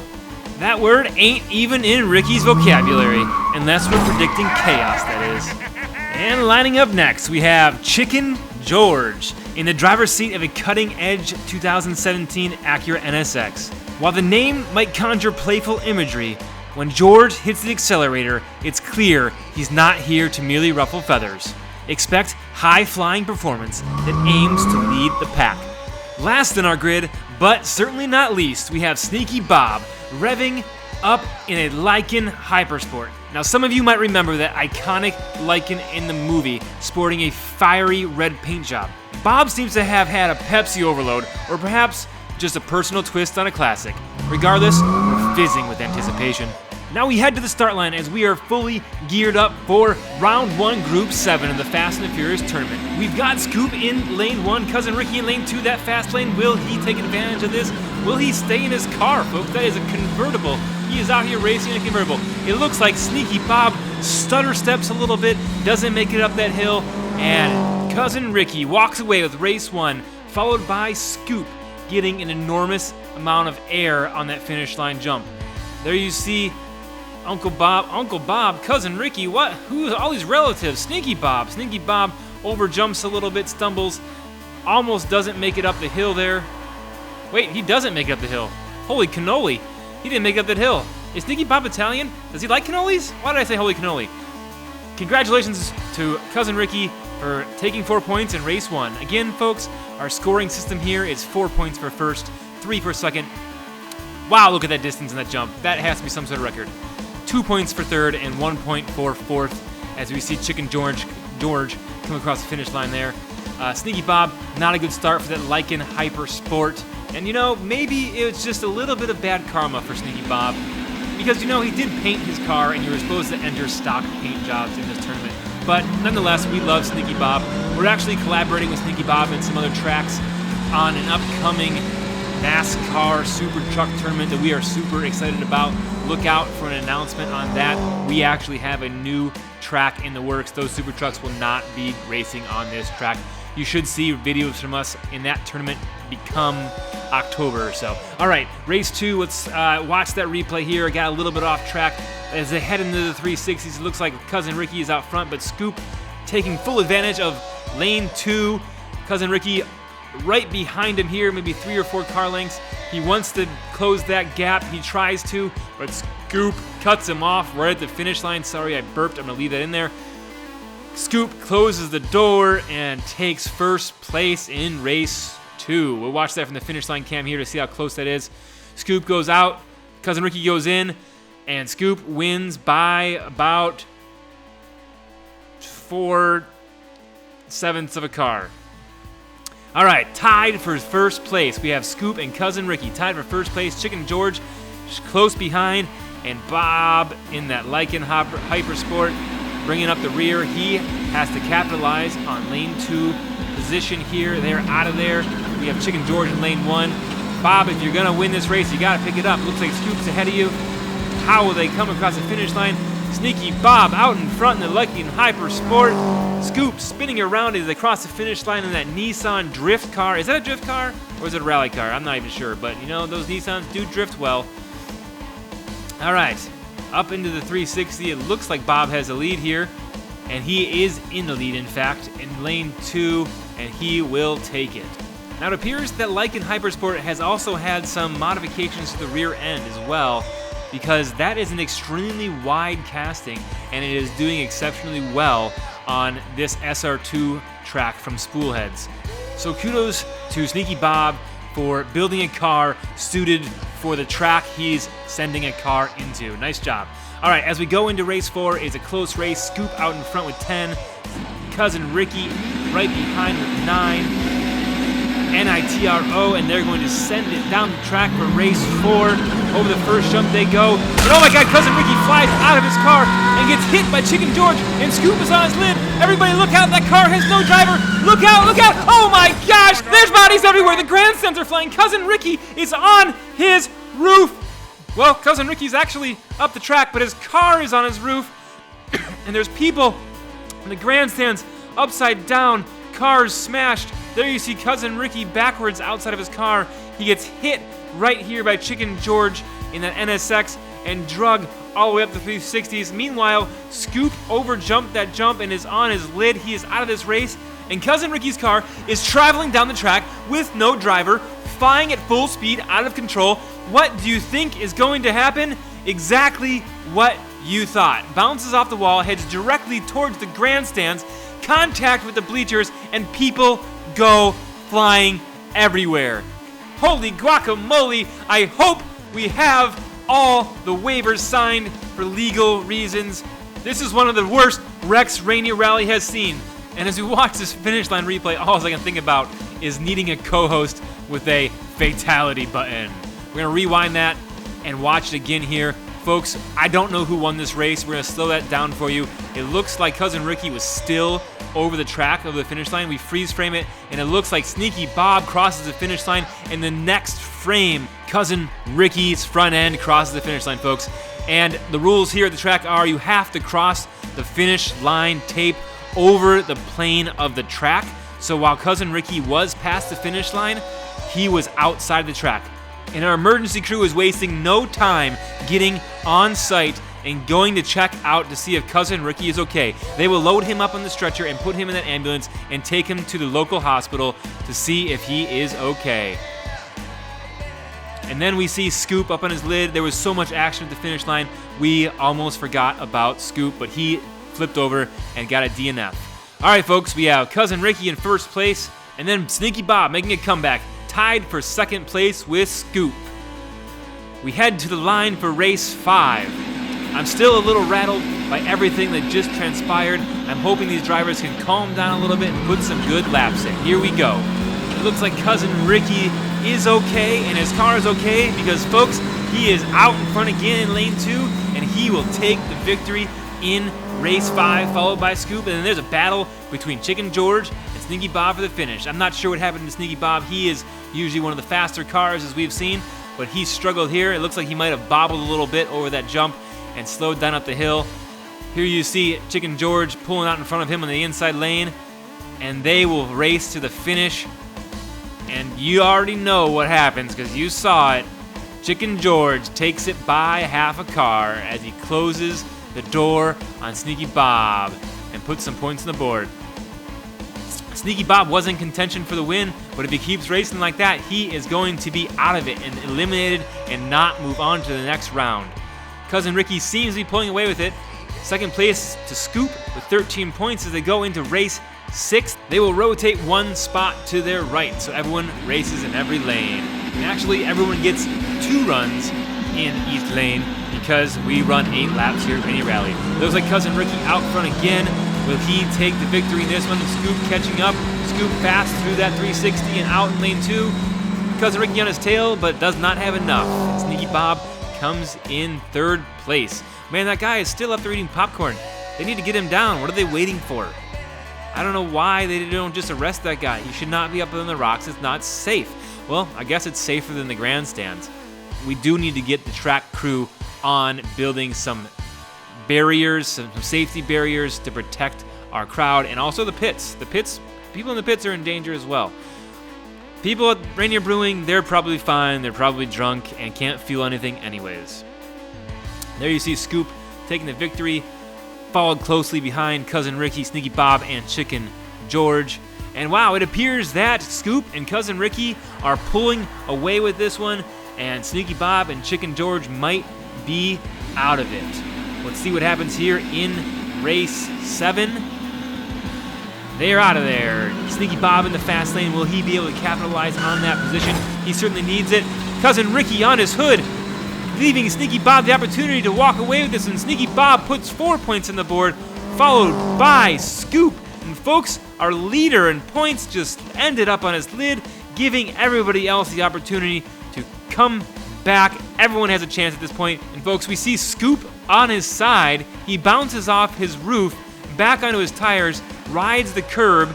Cousin Ricky can't recover from his long jump. Let's take a look at that again. Cousin Ricky flips over, Scoop bounces to his hood, bounces back to his tires, does a 50-50 grind on that center median, puts it back on the track. While Sneaky Bob beats him, he's still able to put some points on the board, and something tells me he's going to need those points to stay out in front. Sneaky Bob with 4 points, Scoop with 3 points, and Chicken George coming in with 2. Unfortunately, Cousin Ricky DNF'd and allowed the pack to catch back up to him, folks. And that DNF by Cousin Ricky put Sneaky Bob right back in contention. All it's going to take is one person DNF. And what is Cousin Ricky doing up there? Get him down. Seriously, you can't start the race from up there. You're going to get yourself killed. Killed? What do I look like? The Highlander? Killed, not kilt. Oh my gosh, here we go anyways. Hold on, Cousin Ricky. As we expected, he is out of his car, but his car is still going. Will we have a repeat of race 4? It appears Cousin Ricky is out front, but Sneaky Bob takes the victory. And folks, I believe Sneaky Bob needed all 4 of those points to move on. Before we show you the scorecard, we will watch that replay from the finish line here. It does look like Cousin Ricky's car is slightly out of control, but he does keep it on the track.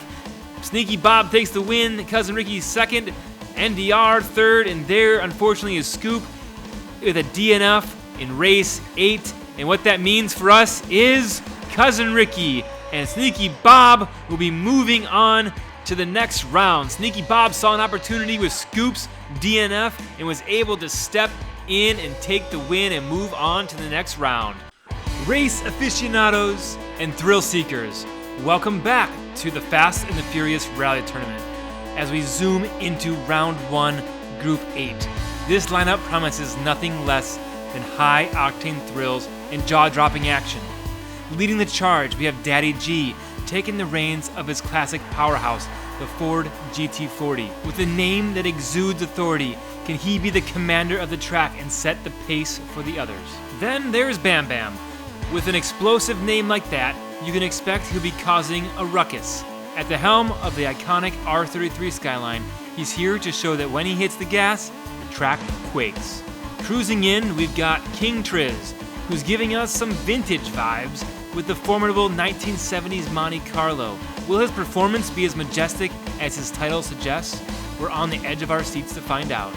And lastly, and by no means least, Captain Kelly anchors the group, steering the unyielding 1970 Plymouth Cuda. As the captain of the ship, will he navigate through the competition to claim his top spot? Ladies and gentlemen, prepare for the race where legends are made and the action is non-stop. The engines are revving, the drivers are set. Group 8, it's time to unleash the fury. The nitro sign is out and we are sending it for race 1 down the track. We have Daddy G in lane 1 taking a commanding lead, but Bam Bam is there, not giving up. Bam Bam pulls out front, he has to go over that bridge, and Daddy G inches him out at the finish line. What a race. Despite Bam Bam being in a slightly faster lane, Daddy G was able to take him out in lane 1. All right, we'll see that replay. We did see King Triz trickle in across the finish line, but we had no signs of Captain Kelly. What happened to Captain Kelly? There you see Bam Bam out front in front of Daddy G just a little bit, but he does have to go over that lane 2 bridge, and Daddy G in that GT40 was able to squeeze in there and pass him right at the finish line. We switch to the finish line cam, and you see Bam Bam and Daddy G battling it out for first and second. We'll watch that replay one more time and freeze frame it for you, and we'll attempt to get an eye on what's going on with Captain Kelly and King Triz. And you see King Triz far behind, but he is able to finish in that Monte Carlo slow and steady. Does not win this race, unfortunately. Captain Kelly did not make it through. He's in lane 4, did not make it through that 360. He's doing some rubbing in all the wrong places. Hopefully a different lane yields a different result for him. We do rotate one lane to the right. From this camera view, they rotate to the left one lane. Captain Kelly in lane 1, and look out! Daddy G's in lane 2, the fast lane of that GT40, but Bam Bam's looking like he's going to give him some pressure again. There's Daddy G far out in front, followed by Bam Bam in that R33. Skyline looking good. And there's Captain Kelly, and this time we see no King Triz. Let's see what happened. King Triz is in lane 4. Maybe that lane is prone to more rubbing. I'm not sure what might cause that, as all these lanes are super identical in size. Spoolheads, Russ at Spoolheads has designed them with precision. Thank you again so much for Spoolheads for providing this custom 3D printed track for us. If anyone would like track pieces like this, go to spoolheads.com and check them out. There you see Captain Kelly. No, we're doing no killing. Captain Kelly finishing 3rd place, putting some points on the board. And again, King Triz is nowhere to be found. Well, he stopped in the exact same spot Captain Kelly was in race 1.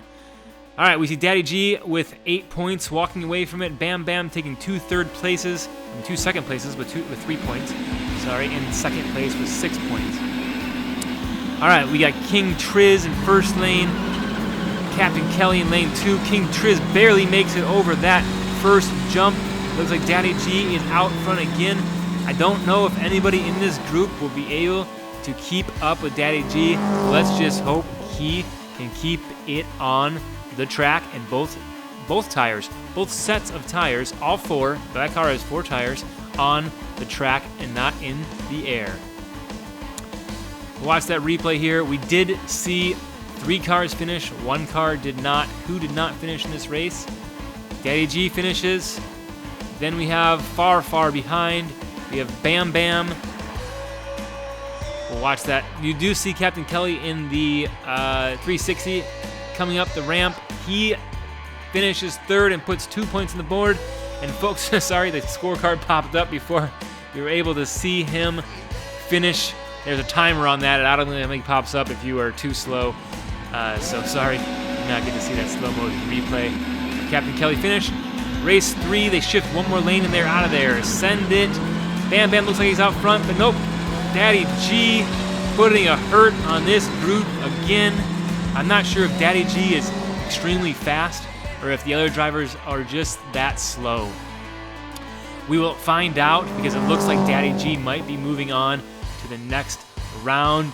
And boy, let me tell you, there is some stiff competition in the next round. We're showing you this replay, but it seems like the same exact replay we've seen 3 times already. We have that beautiful blue GT40 out in front. Even though I don't like Fords, that is a beautiful, beautiful car. And the driver, Daddy G, is one of my favorites in the diecast space. He is such a great human being, it seems. I've never met him in real life, but he seems like a great human being.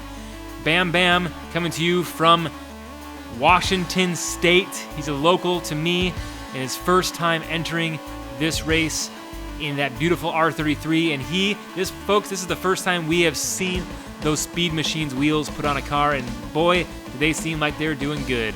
Bam Bam looks like he might be moving on, but we have 4 more races, and anything can happen. A dinosaur could be chasing them and eat the top 2 drivers. We don't know. We will see right now. Daddy G out front again. Bam Bam behind him. It looks like King Triz and Captain Kelly are hanging in there, but they fall back as they enter that 360. Boy, there's a certain car type that just does good in that 360, and there's a certain car type that does not do well. It seems like Daddy G is taking all the wins, Bam Bam is taking all the second places, and then Captain Kelly and King Triz are back and forth playing the game of who makes it through the track all the way. But they're adding points to the board, and that gets you nowhere unless you take second place, because you do not move on. Daddy G jumping, landing, sliding across the finish line. That skyline was sideways across the finish line. As you know, Sylvia's skylines, they just want to go sideways. All right, Daddy G, 4 first place victories so far. And by 4, I mean 5. Because we're in race 6 right now. Race 6. Daddy G back in lane 2, the fast lane. How far will he be out in front in this one? It looks like over that jump, Bam Bam might be right next to him, keeping pace, but Bam Bam falls back. Looks like he loses a lot of speed as he went up that uphill ramp, folks. That is an uphill ramp on a die-cast track that's built for gravity. And if those cars do not have enough horsepower, aka momentum, they will not make it up that uphill section. It looks like Bam Bam lost a little bit of speed there. King Triz in that Monte Carlo almost caught him. That Monte Carlo is doing the opposite of what it did in the opening scene of Tokyo Drift when he raced the Viper. It was much faster looking there. But folks, this is not a movie.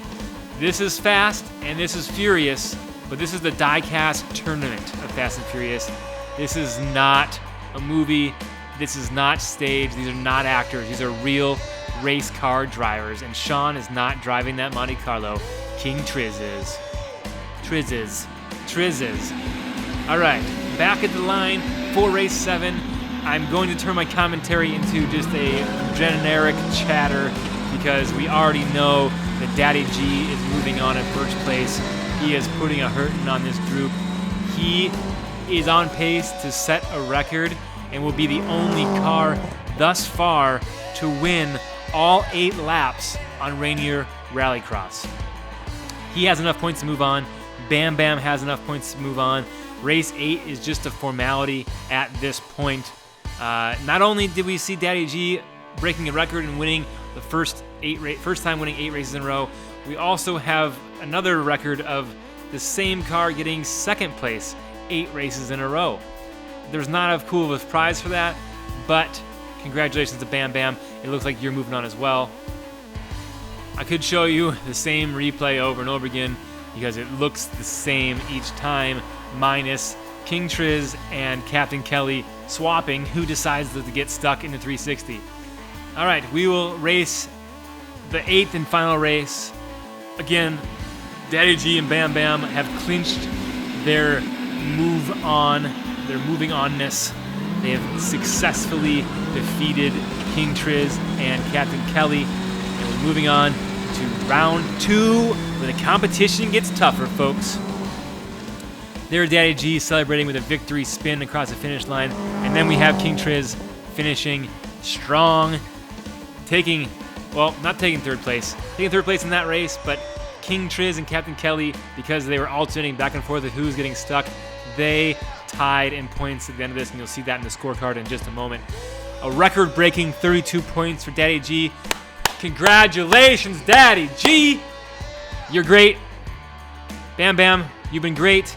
King Triz and Captain Kelly, thanks so much for joining us on Rainier Rallycross. We know this track is challenging. It's tough to pick a casting for this track, but we hope you can join us again in the future on one of our upcoming tournaments and have better luck that time.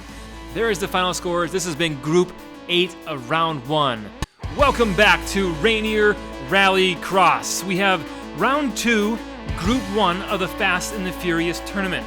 These drivers conquered the track in Round 1 and are moving on to some stiffer competition. Here you see them sitting on the track with the next group in the pits.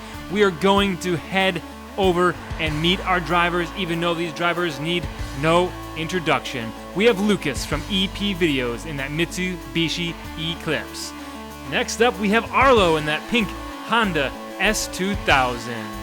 Then there's Papa Pugsy looking good in that Nissan Skyline R33. And lastly, we have Craigster Sr. from Hot Nuts Diecast rocking that Porsche 911 GT3.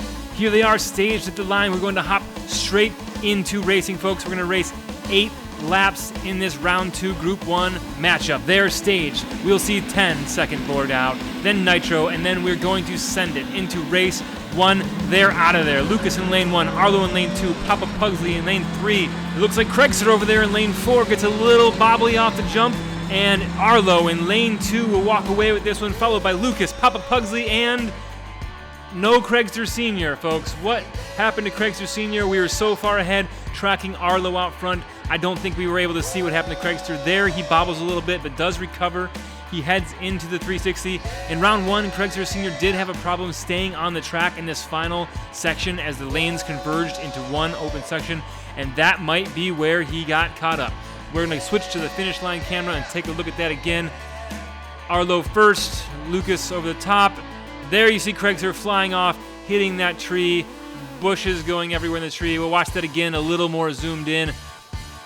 Craigster launches himself off that track into that Douglas fir and down onto the ground by the Porsche dealership. Unfortunately, Craigster Sr. will get 0 points in race 1 because, wait, there's a guy eating popcorn on top of the Porsche dealership. Okay, and while Craigster Sr. got 0 points, the man eating popcorn on top of the Porsche dealerships gets 10 points for style. We're going to head back to the line for race 2. We shift lanes over to the driver's right, our left. It looks like Lucas is in the lane 2, the fast line. Will he be able to capitalize on this? Arlo out front. Will Arlo be able to take him from the slightly slower lane? It's going to be close. Lucas cuts off Arlo, spins him out as they cross the finish line, and Lucas holds out for 4 points and the win in race 2 here at Rainier Rallycross. Arlo getting so much air off that jump and such a clean landing. I thought he was going to have Lucas here. Lucas coming around the 360 as they go over that final jump. They converge in the finish line. Lucas bumps Arlo. He spins out. Arlo takes second. Craigster Sr. was able to keep it on the track this time and takes 3rd place in that Porsche. Whoa, we're going to spin that back and watch it again. All right, then there comes Papa Pugsley, last but, well, also least, because when you're last, you get the least amount of points. But at least he finished. All right, we got a tie for first place between Lucas and Arlo. And Papa Pugsley and Craigster Sr. falling behind, but they're not out of it yet, folks. This is Rainier Rally. Anything can happen. We've seen lots of crazy things go down. They shift one lane over. Craigster in the fast lane now. Will he capitalize on that place? He looks like he's out front, and Craigster will walk away with this one like no one else is even in the race, even though there's 3 other cars in this race, in fact, because we see them right there on the track.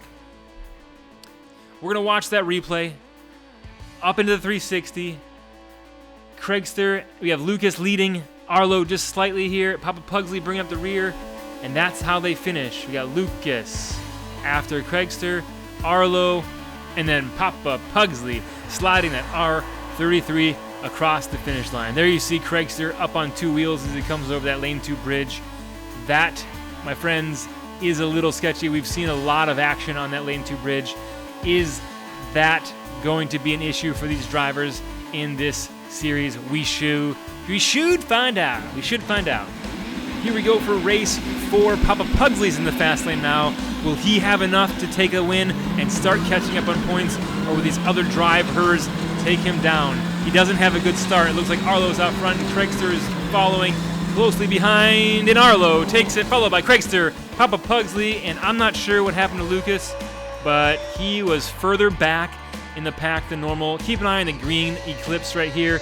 He looks to jump that overpass instead of going over it, gets up on 2 wheels, manages to recover and still make it up to 360 and finish with a respectable time. Congratulations, Lucas. Even though you got last place in this race, I still think you did great, and you get an extra 2 points for style.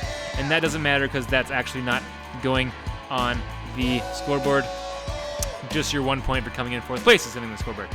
Because we don't cheat here at Rainier Rally. All right, we're going to head back to the start line after you see the scoreboard. It looks like Lucas with 11 points, Arlo with 13, and then Papa Pugsley with 6 and 9 combined. Hey, that's Arlo's number. How come Papa Pugsley and Craigster are stealing it? Back to the line, drivers in their original positions for race 5. Race 5, they're out of there. I believe Arlo took the victory in race 1. Whoa, Craigster Sr. stumbles a little bit, allowing Arlo to pull away with this one. He tries to pull a fancy maneuver, and oh! Papa Pugsley up on the curb and slams into that rock wall. Luckily, that happened after the finish line. Let's take a look at Craigster's moves here. He is up on two wheels. He is in front of Papa Pugsley. I'm not sure if there's any contact there, or he was able to get out of the way fast enough, not interrupting Papa Pugsley. Maybe it got in Papa Pugsley's head that he needed to stay over on the side of the track, and he took it literally, and he drove his car onto the side of the track and then off that rock wall. He might be shooken up. He might have lost some teeth. But folks, I'm going to tell you, because I know, because I filmed this and I produced it, he makes it to the next race. Spoiler alert, he's still in good shape. His car is in good shape, and he is going to be at the start line in just a moment when we get there for race 6. Again, our point system is 4, 3, 2, 1. 4 points for first, and then you can figure out the rest from there. 0 points for DNF. They're going to send it down this track, Nitro Rallycross style. Lucas in lane 2. I always announce lane 2 because it is the most exciting lane. It's the lane you need to win in when you're in lane 2. If you don't win in lane 2, oh, Arlo is contesting Lucas when he was in the fast lane.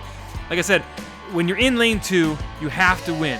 Lane 2 is your opportunity to take 4 points and stay on top of the leaderboard. But sometimes they're very close in length and in speed.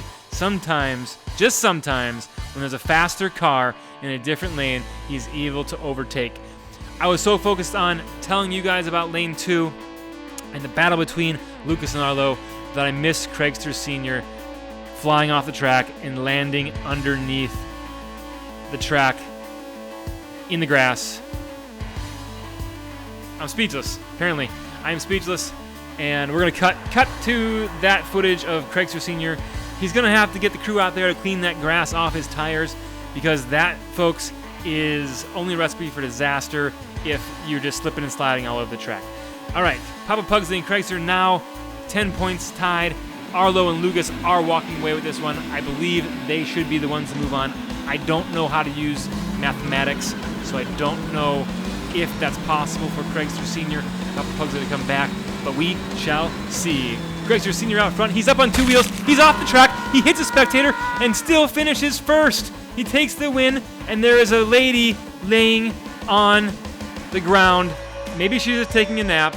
Maybe she's not hurt. I'm not sure. I didn't see any medics running out there. Maybe she told the people around her that she was a little snoozy and just wanted to lay down for a while. But I will tell you, she was hanging out in the camp area, taking selfies, so there's a good chance that she is intoxicated, and she was far too close to the track taking selfies, and our insurance covers that. It says right there, it says, do not take selfies within 10 feet of the track, or there's a possibility you might get hit and severely injured. There is the contact between the selfieing woman, and it is a woman, but we heard a man scream when they were struck by the car. I'm not sure what happened. Maybe that's a production crew. They hit the wrong button for the scream. But there she is, laying on the ground. We're going to get some medics out there to her, possibly. Nope, we're not. We're just going to leave her there and show you guys the scoreboard for race 7. Going into race 8, we have Lucas with 21, Arlo with 22. I can't confirm at this point. Papa Pugsley and Craigster Sr. are out of this. It is going to be Arlo and Lucas moving on to the next round. Arlo in an S2000, Lucas in that Mitsubishi Eclipse. They're out of there for race 8. Either way, Lucas stumbles as he goes up the hill. Looks like he won't recover, and there's a race for the finish, and Arlo will take the win in race 8 and beat out Papa Pugsley by the slightest bit. Folks, neither of those cars were in lane 2. Papa Pugsley was in lane 2, and it was a battle to see who can make it to the finish line first. It looks like from this angle, Craigster Sr. was out front. Papa Pugsley got passed by Arlo, and Arlo battling for the finish line. It looked like Craigster Sr. was going to pass Arlo right at the finish line. Arlo swerves to the right, cuts off Craigster Sr. and takes the win, even though he did not need the points. He sacrificed his car anyways to get those points as we freeze frame at the finish line here. And then we see Papa Pugsley and Lucas trickle across the finish line. Lucas did not recover after the stumble up that 360. Congratulations, Lucas. Congratulations, Arlo. You're moving on. Papa Pugsley and Craigster Sr., thank you so much for being part of this tournament. Your cars were beautiful. Your faces are beautiful. We love you. Come back anytime to Rainier Rallycross. Welcome back to Rainier Rally. We have round 2, group 2. And let me tell you, this one is a nail-biter. We have 2 Supras. They're both orange. And 2 muscle cars. They're both blue. One a little bit prettier blue than the other one, but both of them have white accents. Looking good. Let's go ahead and meet the drivers. We have Puff from Puff's Racing in that Toyota Supra GR. Next we have Sam Hall in that Shelby Mustang GT350. And Scooter Roundwell driving that Camaro for Spirit of 64 Racing. And last but not least, Disaster Jack in that Toyota Supra. They're at the line. They're going to race 8 laps down Rainier Rallycross track. Here they go. 10-second board is out. You will see Nitro, and they will send it for the lap 1 down this track. We have Puff in the first lane, Sam Hall in the second lane. As they head up into the 360, it looks like Sam Hall might be out front by a little bit. And oh my gosh, it looks like the camera just went down. It looks like our drone cam was taken out. It might have been a bird strike. I'm not sure. We'll get the full report on that later. But we'll see that race finished by the finish line camera. We'll watch that replay back right before you see. Check out for any animals in the sky. Maybe it's just a drone malfunction, but it crashed directly into the track. We finished watching race 1 from the finish line cam here. And it looks like, folks, Sam Hall in that Mustang was able to take race 1 and get an early lead, followed by Puff in that Mark V Supra. They shift 1 lane to their right, our left from this camera angle. We have Supra, Mustang, Camaro. They are out of there. Orange, blue. Jumping over the thing. Looks like Disaster Jack gets up on 2 wheels, loses a little bit of speed. Puff is out front in that Supra. And boy, let me tell you, Disaster Jack losing a little bit of speed over that jump, as you see right here, did cost him that second place win. I believe, second place, not a win. It looks like he needed that little bit extra speed to take on Sam Hall as they converge into the final jump here. Disaster Jack just did not have enough with that 2JZ engine. No crap. There they are. Scooter Roundwell bringing up 4th place. We have a 7-7-3-3 situation, a tie for first place and a tie for the other places. We're going to go into race 3 here. We have Disaster Jack in that Supra in the fast lane, which is lane 2.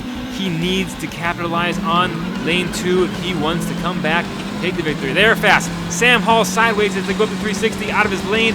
He will lose a lot of speed, and it shows, folks. Sam Hall falls back into 4th place, allowing both of the purple people leaders, those are orange cars, orange marmalade. And then you'll see Sam Hall bouncing off the side, Puff off his lane as well. They both will make it up that 360. Sam Hall does not have a lot of speed though, and that's why he got 4th place.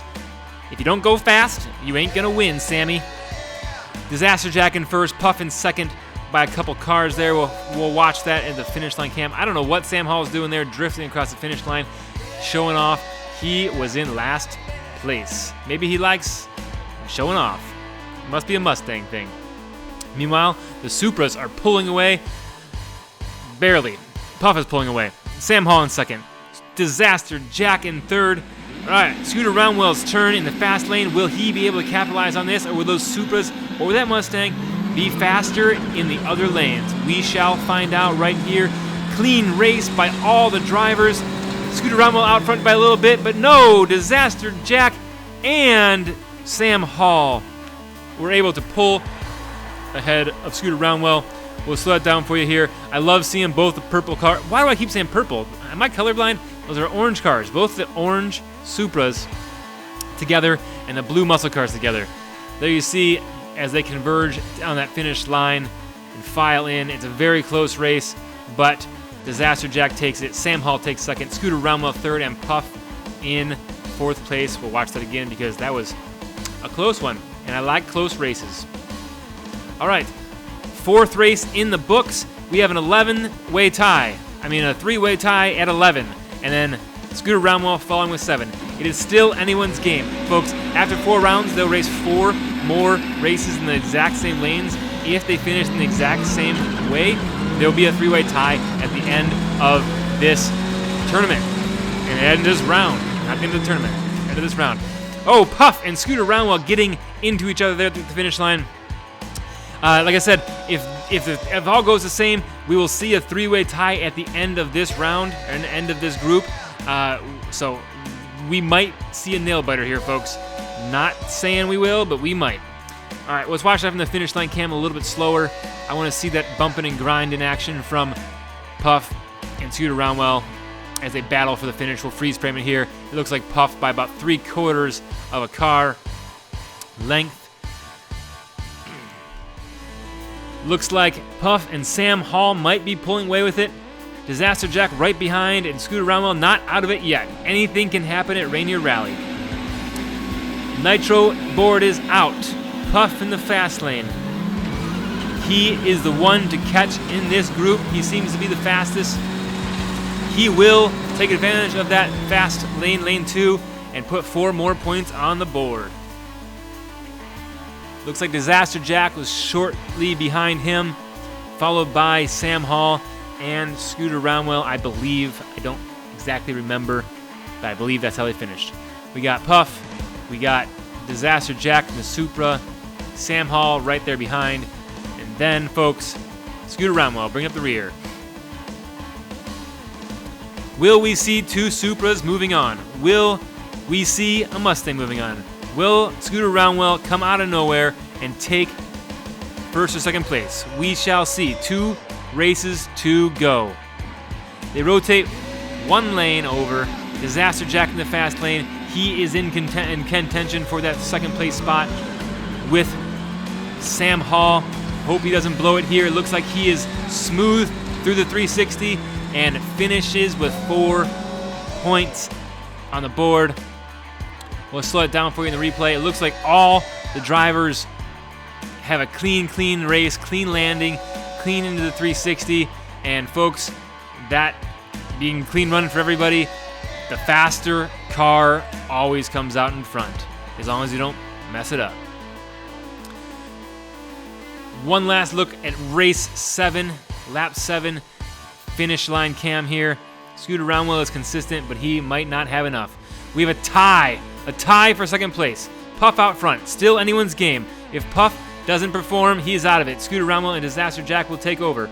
Who will come out of this race victorious? It's all down to this. It's all down to the wire. Scooter Roundwell in lane 2. Sam Hall in lane 1. Sam Hall biffs the jump, hits Scooter Roundwell, and bounces off the ramp. He is out of it, folks. Scooter Roundwell is out of it. It looks like Disaster Jack walks away with it, first place, and Puff right behind. I don't know the math yet. I haven't seen the scoreboard, but I believe what we're seeing is Scooter Roundwell, 4th place, Sam Hall, 3rd place, Disaster Jack, 2nd place, and Puff, Daddy Puff, not Puff Daddy, that's a different guy, he's a rapper.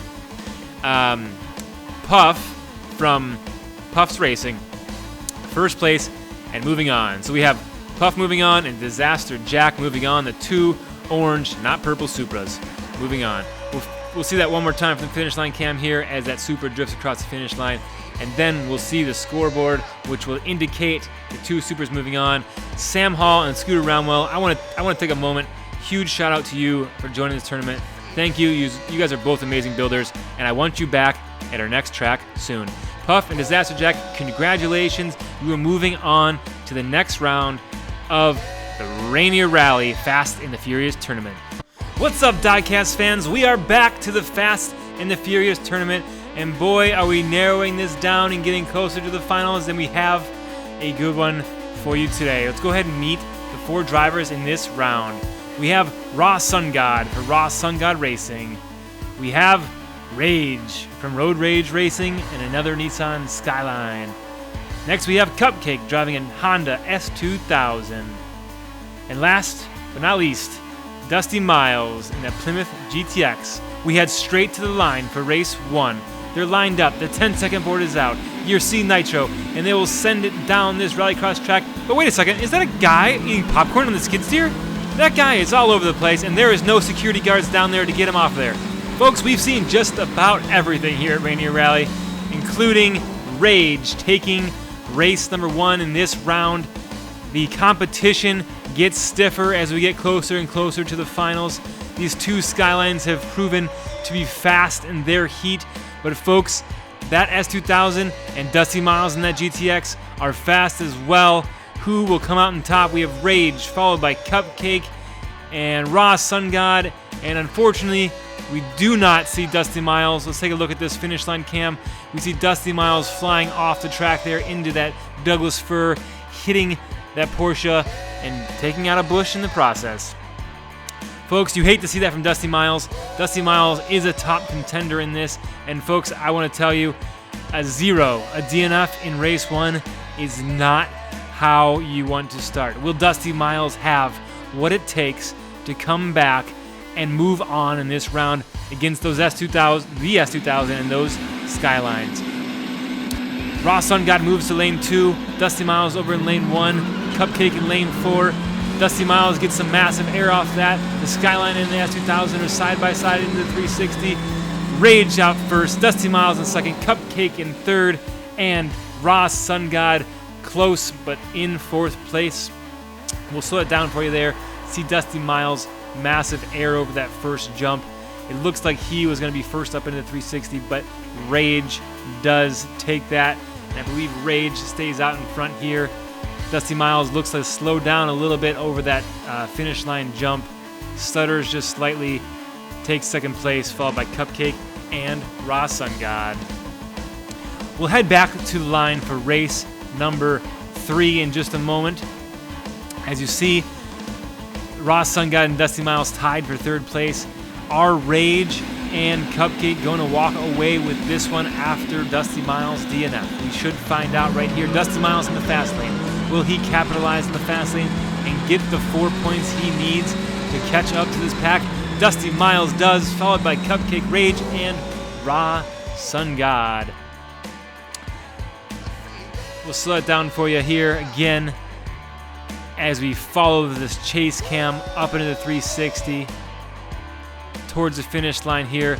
This one wasn't even a question. Dusty Miles was out front by about 4 car lengths. It seems like Cupcake, following right behind him, likes to hit that wall every single time and spin out. That S2000 is just a little bit squirrely. Let's have a look at that scoreboard to see what the score is. 4 for Raw Sun God, 10 for Rage, Cupcake at 8, Dusty Miles at 7. Is Rage pulling away? Will anyone be able to catch him? Cupcake now in the fast lane. Will he take advantage of that lane, or will someone else be faster? Looks like Dusty Miles is the first up into the 360, but Cupcake does take first. Rage second, Dusty Miles in third. It looks like Dusty Miles has an immense lead as they go up there. He does stumble just a little bit there in the landing into the 360s, which allows Cupcake to soar out in front, and even Rage pulls ahead of Dusty Miles at the end. Dusty Miles wanted to hop over that curb. It looked like Megan and those Megan the reporter and race car drivers at the finish line are in danger here. We'll slow it down for you again. It looks like they were heading straight for those people on the side of the track. Dusty Miles, keep that GTX on the track, please. I don't know if you've signed the waivers. I'll have to check with the office. Back in the office, because that's where the people in the office sit. That's in the office. Rage in the fast lane. My prediction is he does take the win in this one, but Dusty Miles and Cupcake are fast. Rage pulls it off. Wow, Cupcake was extremely fast there, and Dusty Miles takes out a person.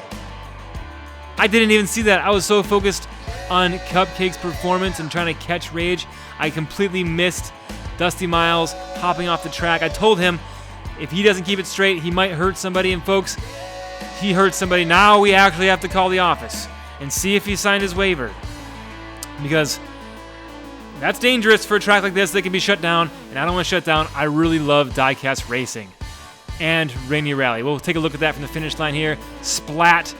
It looks like the security guard trying to hold back the photographer got the grunt of the blow there. Here comes the ambulance to clean up the mess. Hey, where you going? Come back. Hey, can someone get him back here? And folks, look who it is. It's Schmarby, Schmo, Schmilly, Schmo, Schmai, Schmear, Schmize. Well, folks, I have no clue what that was all about, but I want to tell you that reports are in, that security guard is good, that photographer is good. Oh yeah, we forgot to tell you, Raw Sun God didn't finish that race. He's over there hanging out with the camping crew. But man, that R34 is looking good from the butt end. All right, there we are. 5 for Raw Sun God, 17 for Rage, 15 for Cupcake. Dusty Miles falling behind. Dusty Miles needs to get it together. Our Cupcake and Rage going to be pulling away with this one. 10-second board is out. NITRO, they're out of there.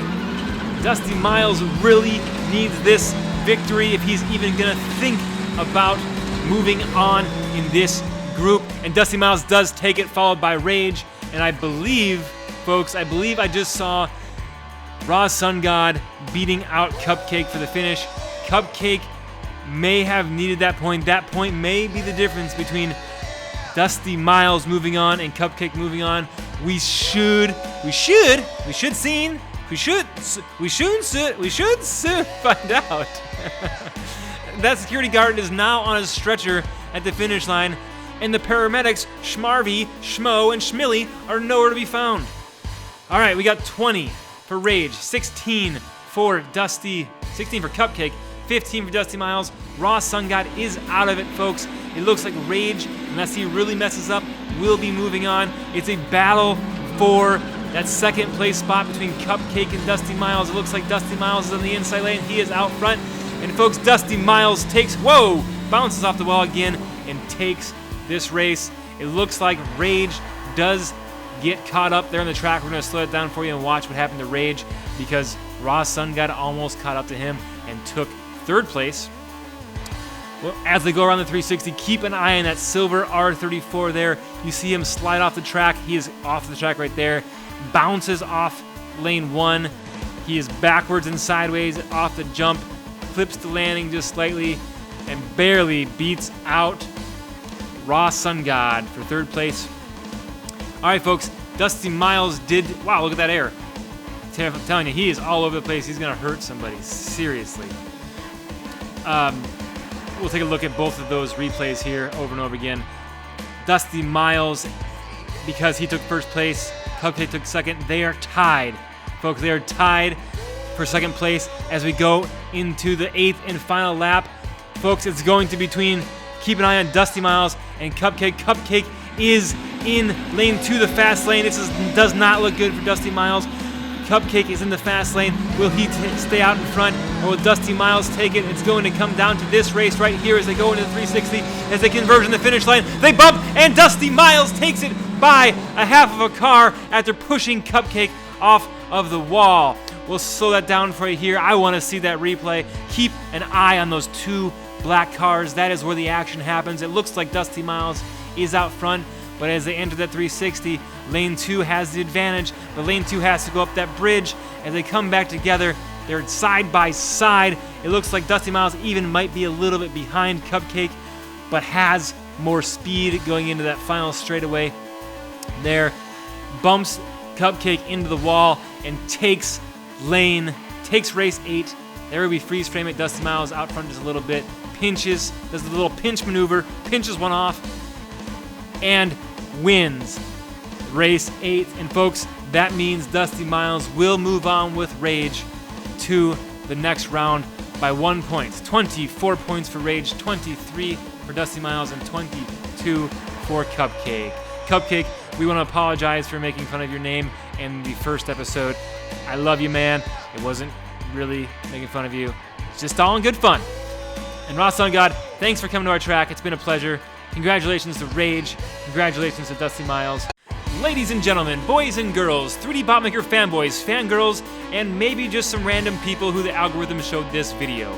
Welcome to Rainier Rallycross. This is the Fast and the Furious Tournament, Round 2, Group 4. And let me tell you folks, this Group of 4 is the closest we've ever seen in points in this tournament. So stay tuned, watch to the end, and first, let's meet our drivers. We have cousin Ricky driving that beautiful Corvette. You can see him there holding the steering wheel. We have Sneaky Bob, who changed his paint job, but he's fast, he's sneaky, look out. Then one of our channel favorites, we have G4 Diecast Daddy G driving that GT40, followed by Bam Bam and that R33 Skyline.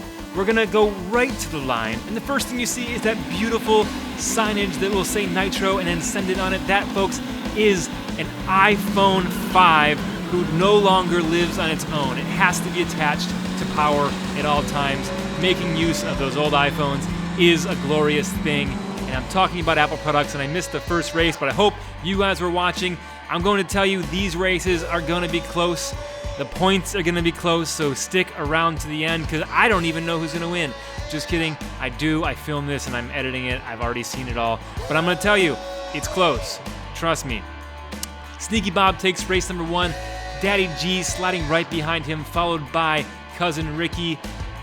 And then Bam Bam and then R33 not looking so fast. He looked fast in the first round, but folks, once you get these professional drivers who are moving on to the second round, the competition is getting stiffer and stiffer, and if it's not getting stiffer and stiffer, there is pills we can add into the track to make things a little bit harder for everybody.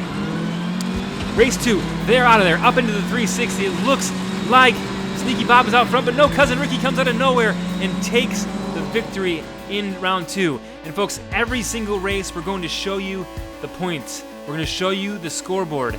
And I want you to keep an eye on each driver, where they're at, and their track position, because track position matters. As we know, lane 2 is the fastest lane in this track, on this track in Rainier Rally. And when you're in lane 2, you have to capitalize on that. And folks, when there's a slower car in lane 2, it opens up the doors for lanes 1, 3, and 4 to take advantage, and that's when the spots really matter. Not when lane 2 person wins it. Like right here, Bam Bam is proven to be slightly slower than the other 3 cars. Watch who takes second. This is going to be the deciding factor on who comes out on top. Who do we see? We see Bam Bam out front, Cousin Ricky, followed by a close race between Daddy G and Bam Bam from this angle, from the butt angle, from the backside, from the rear end. I could not tell who crossed the finish line first between that blue and white car and that blue and silver car. I also closed my eyes because I was scared. Just kidding. I was watching the whole time, but we will freeze frame that as they close to the finish line here. Cousin Ricky takes 4 points as he goes backwards. From this angle, I don't know who took second or third. Sneaky Bob clearly took fourth. Not so Sneaky Bob. We see you. We see it from the finish line cam. Cousin Ricky, freeze frame it. Bam Bam takes that point away from Daddy G.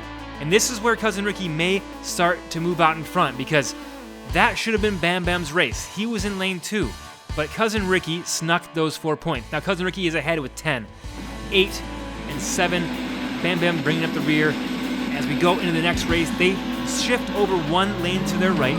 We have Cousin Ricky, and by Cousin Ricky I mean Daddy G, because that's what I was trying to say. Daddy G in lane 2.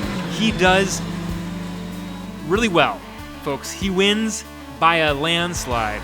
And folks, that is not foreshadowing. There's not going to be a landslide at Rainier Rallycross, nor are we going to start blasting Fleetwood Mac in the background.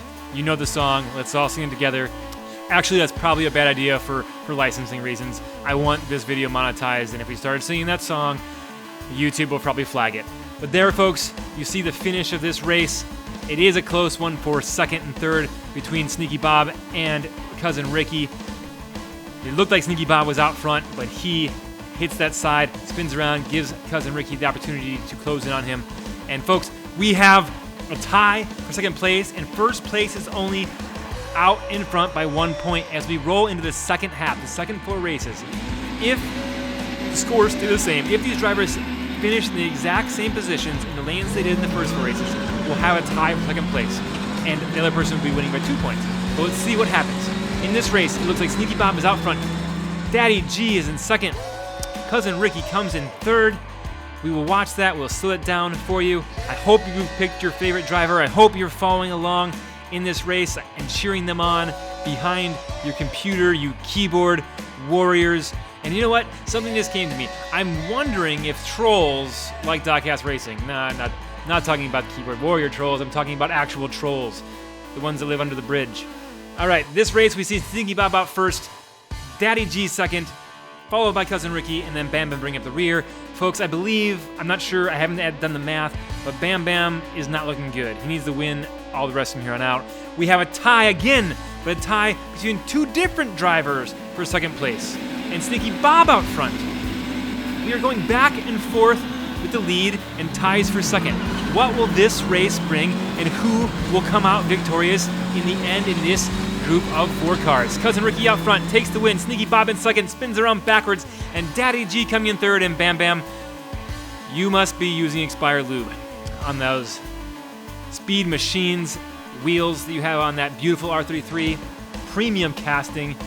Beautiful, beautiful, beautiful. I'll give you some Fast and Furious facts about that car, but I don't know them and I don't want to Google it because I'm already doing commentary, and this is a one-time through thing. I don't redo. Nice job, Cousin Ricky.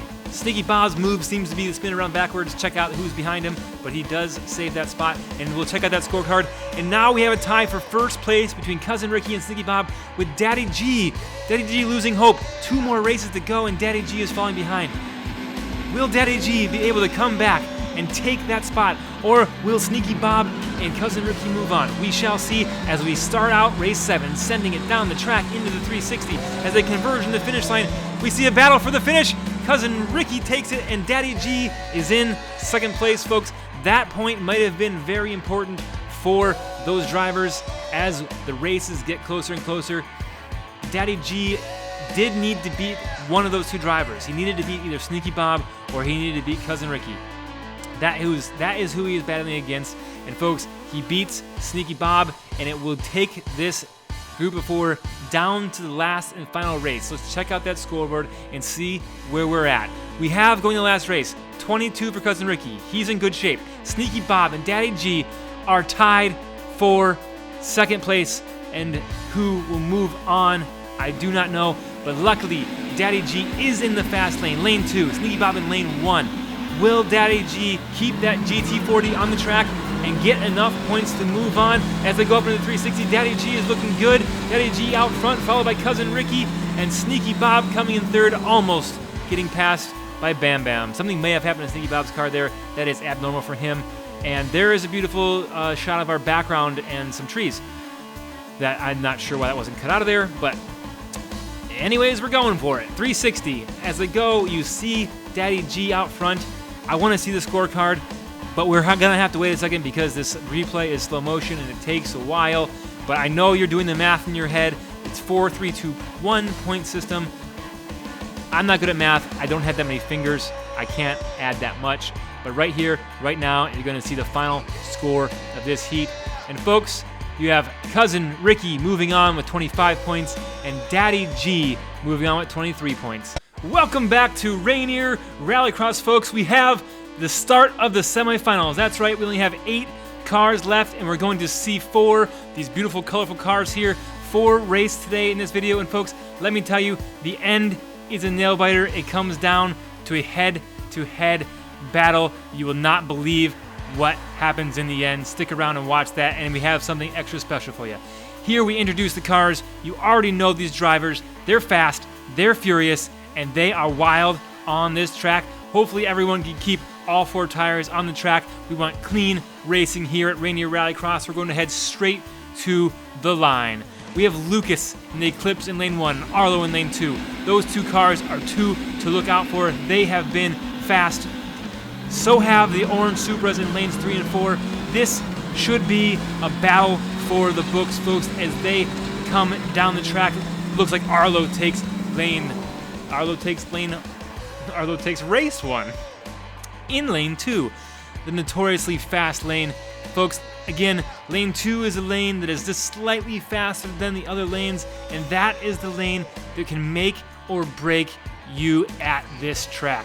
That's the lane you have to get 4 points. You have to claim that win and victory. If you do not, when you are in lane 2, it's not going to look so good for you. Looks like Disaster Jack trickled into 4th place. We see the scorecard pop up. Arlo in 1st with 4, Puff with 3, Lucas in 2 with 2, and Disaster Jack with 1. They shift 1 lane to their right. You see that 10-second board come out. and they will send it down the track for race 2. Keep an eye on Lucas in lane 2. This is his chance to shine. Will he take the 4 points? It looks like Arlo is fast as they converge in the final. Arlo out front. It looks like an absolute lightning bolt down that final stretch, folks. He did not turn left. He did not turn right. He kept that steering wheel straight and his foot on the gas, and he pulled ahead of Lucas at the final stretch. Let's keep an eye on that again. Dead straight, Arlo takes the win, followed by Lucas doing all he could to keep up with that beautiful pink S2000. And then you see Puff trickling in last place here. We'll take a look at the score, and it looks like Arlo might be pulling away with it, but folks, I'm going to tell you, it's not over yet. It's only race 2. We have 6 more laps of Rainier Rallycross action. Unpredictable Rainier Rallycross action. As they're out of there, we see Disaster Jack now in lane 2 as they shift over 1 lane to their right. Disaster Jack into 360. It looks like he will capitalize on his track positioning. And then there's a battle for second, folks, and from this angle, I do not know who won it. We're going to have to slow it down. First, we'll slow down the chase cam from the rear end and see who won. As they head into the 360, it looks like Disaster Jack is out front, which clearly we know he won. But keep an eye on second and third place right here. Puff takes a huge jump, stumbles to the side. Lucas straightens it out and takes a mad dash for the finish line. And from the finish line cam, it looks like Lucas, by a front fender, takes position 2, takes second place and 3 points in this race. We have Lucas with 8, Arlo with 9, Puff trailing with 6, Disaster Jack coming in with 7. As we head into race 4, the final race before we reset everything and we go back to the top, it is Puff's turn to see if he can take the victory. Puff is out front, that Supra is fast, but Arlo is right on his tail, and so is Disaster Jack, with Lucas bringing up the rear in that green Eclipse. And then we have the Tiny Track Cars Instant Replay, brought to you by Tiny Track Cars and our other sponsor that we don't have any signage up for right now, Spoolheads Racing. Again, this track is a fully, minus the finish line area, that black track, this is a fully 3D printed track. This is my concoction, my brain, what I thought of, and then Russell at Spoolheads made this come to life for us. This is multiple different pieces of Spoolheads track pieced together and some custom pieces in there to make Rainier Rallycross come to life. And folks, let me tell you, we couldn't be happier with the action and racing we see on such a compact sprint circuit track. They're out of there for race number 5. Arlo back to that lane number 2, the fast lane. Will he capitalize on this, or will he fly off the track and blow it? Should find out right here. He does not blow it. Arlo way out in front again. And there's a battle for second between Puff and Lucas again. Those two are butting heads back and forth, folks. It looks like Arlo is running away with it, but the real action is between Lucas and Puff as they're battling. The rivalry between those two is unmatched. And folks, right here you see Lucas falling behind, but he does jump fast, get cut off by Puff. Puff says, "You're not passing me this time, Lucas," and takes 3 points. And folks, let me tell you, he might need those 3 points as we get closer and closer to our 8th race. We'll slow it down for you. That was a tough move. That was an aggressive move to cut off Lucas and save those 3 points, folks. It looks like he might need them. Lucas with 11, Arlo with 16, Puff with 13. It's still anyone's game at this point, folks. All it takes is one DNF. We never know when it's going to happen. It can come out of anywhere and happen to anyone. All it takes is one person popping off the track like that. Puff off the track. He does recover, it looks like, but he gives Lucas the opportunity to walk away with this one. The battle does not continue between Lucas and Puff. We'll slow it down for you.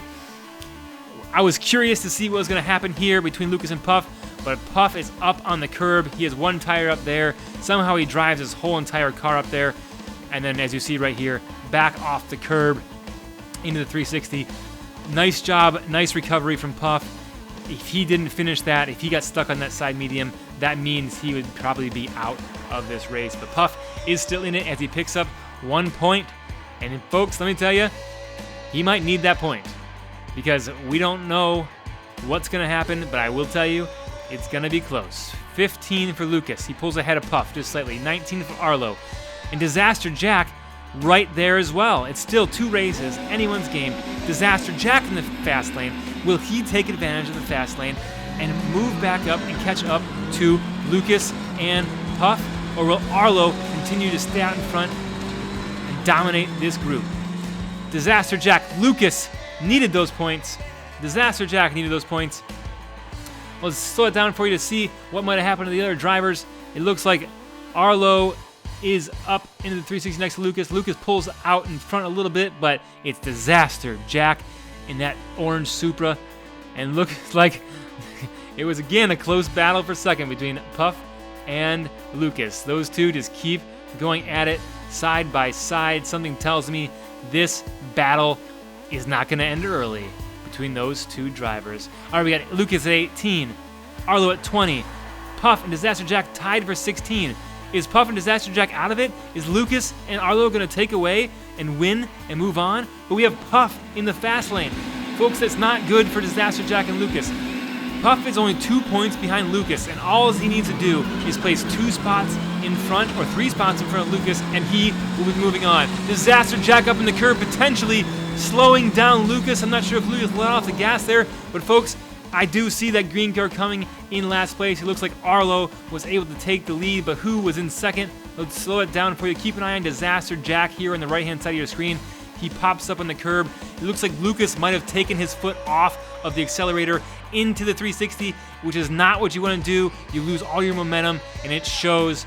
It looks like Arlo out front by a little bit as he's flying by Puff, beating him in the fast lane, beating Puff, who was in the fast lane.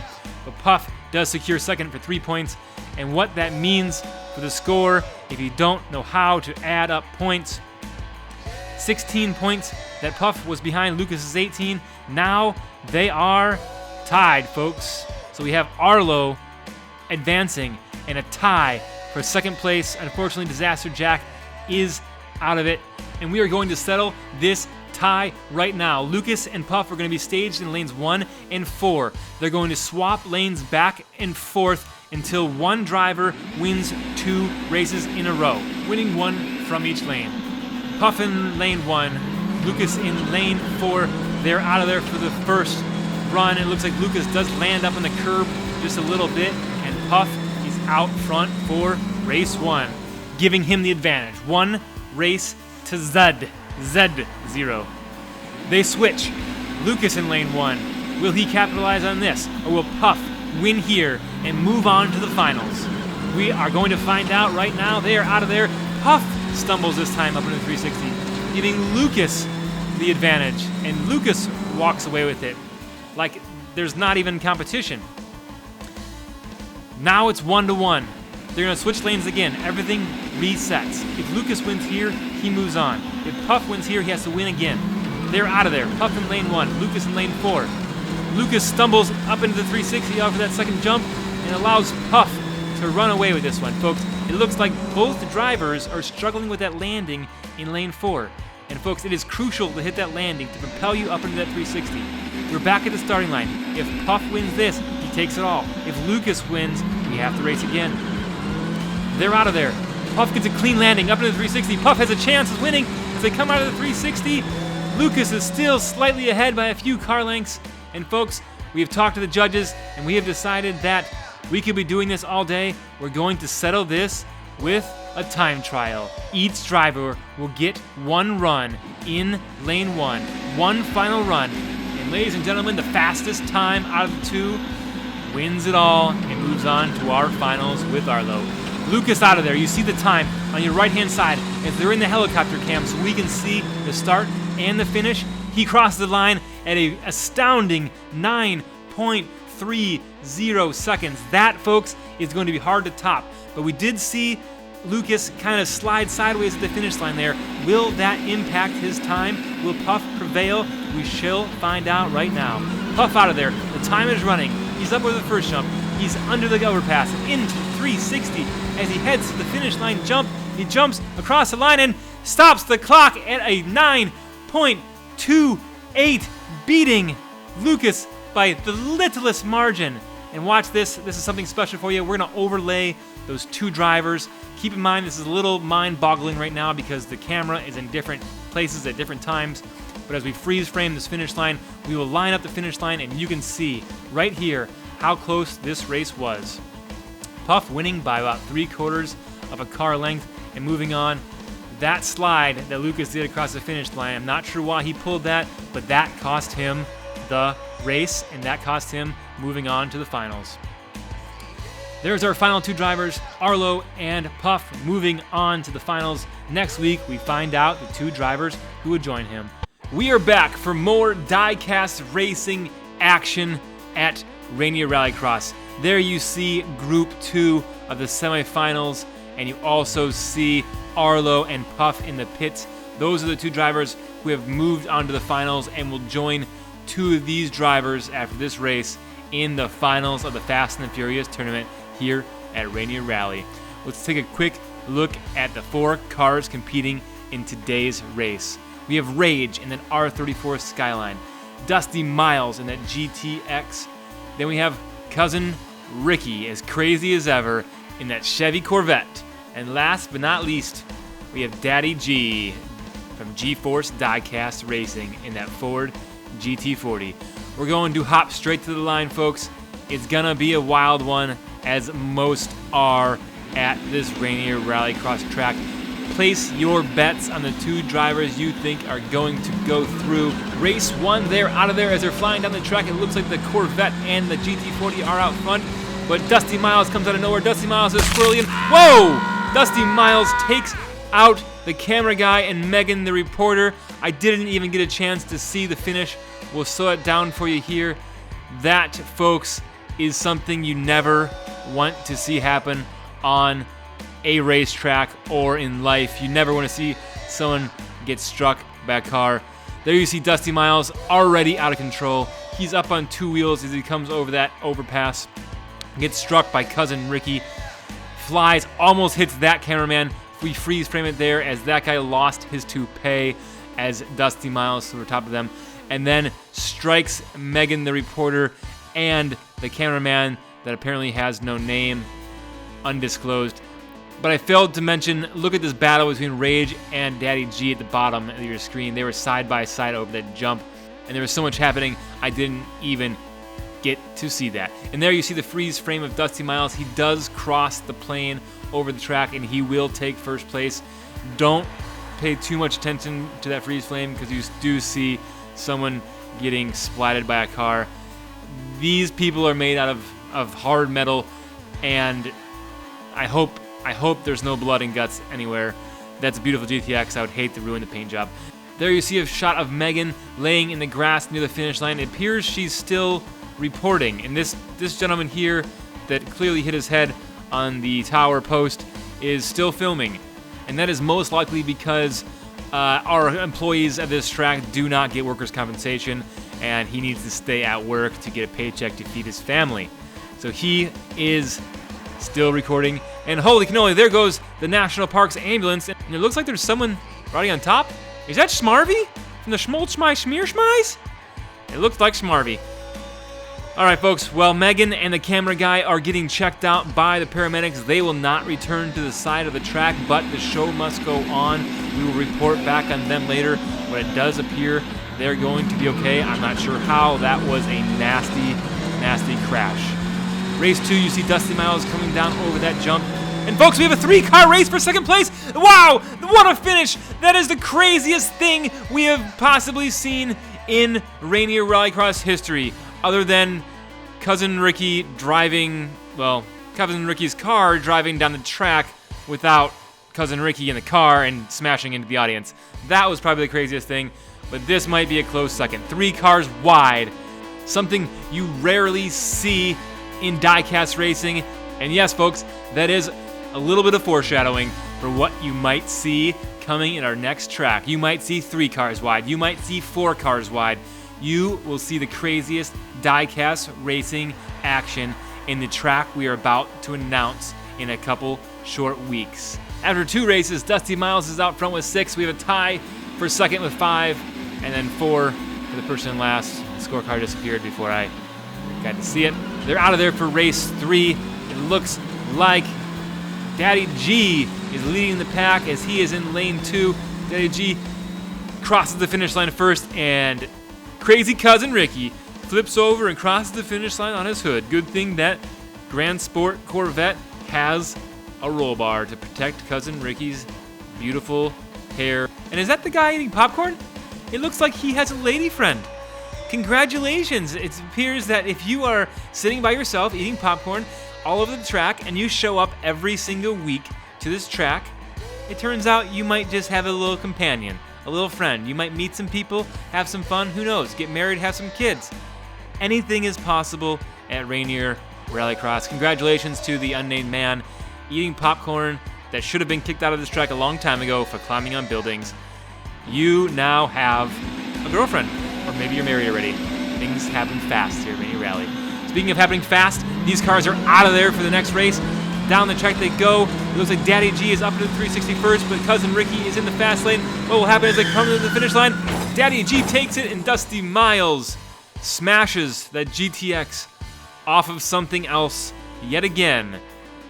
I think Plymouth might want to change their slogan to "Like a Rock," because that GTX is built strong and for some reason is attracted to that finish line rock structure there. But something tells me that slogan is already taken by another brand manufacturer. So you're going to have to come up with something different, Dusty. I'm sorry. Again, Daddy G takes this race, cousin Ricky second. Although Dusty Miles did bounce off the rock, he did cross the finish line first in third place, taking 2 points. It looks like Daddy G is pulling out just ahead of the pack, but Dusty Miles back to that fast lane, lane 2. Will he capitalize on this and get back in the running and maybe move on? I'm rooting for that GTX because I love that Cassidy, even though he is squirrely, and Dusty Miles does take it. Also, huge props to Dusty Miles for picking a muscle car that is long and sits off the ground much higher than the other competitors. Earlier in this tournament, we've seen a lot of those muscle cars be taken out by themselves, flying off the track, flying out of control. But Dusty Miles in that GTX has proven to be able to keep this thing on the track, but we've already seen he took out Megan the Reporter, he's hit the rocks. I'm not sure if he is actually keeping on the track, but he's keeping on the track long enough to cross the finish line. And then all HE double hockey sticks breaks loose. All right, Rage shifts over to the fast lane. Daddy G in lane 1, Dusty Miles in lane 3. Lane 3? What's a lane? I don't even know. But we're going for it. Lane 3. They're out of there. Rage out front. Daddy G contests, but Daddy G does not have what it takes to catch up to Rage in that fast lane. I want to tell you, Rage in that R34 Skyline, he looked to be one of the fastest in this tournament through his heats. His heats were other Skylines and other vehicles, and he shined. No one came close to touching Rage. But as we get into the semifinals and closer to the finals, these cars are, the slower cars are filtered out and the fast cars prevail. That Skyline does no longer seem as fast as it used to be. Will he be able to pull out a win and move on? Speaking about Rage, but he is in last place right now as they head into the second to last race. Daddy G slides over into the second lane, which is the fast lane. He, we know, will capitalize on this as long as he's able to keep it on the track, but he has been consistent, so I believe that is possible. And yes, it is, as cousin Ricky spins around as he crosses the finish line. That man is going to be dizzy. We'll slow that down for you. It looks like Dusty Miles and Rage have a slight lead as they, hey, the guy with the popcorn is missing his girlfriend. What happened? Did they already break up?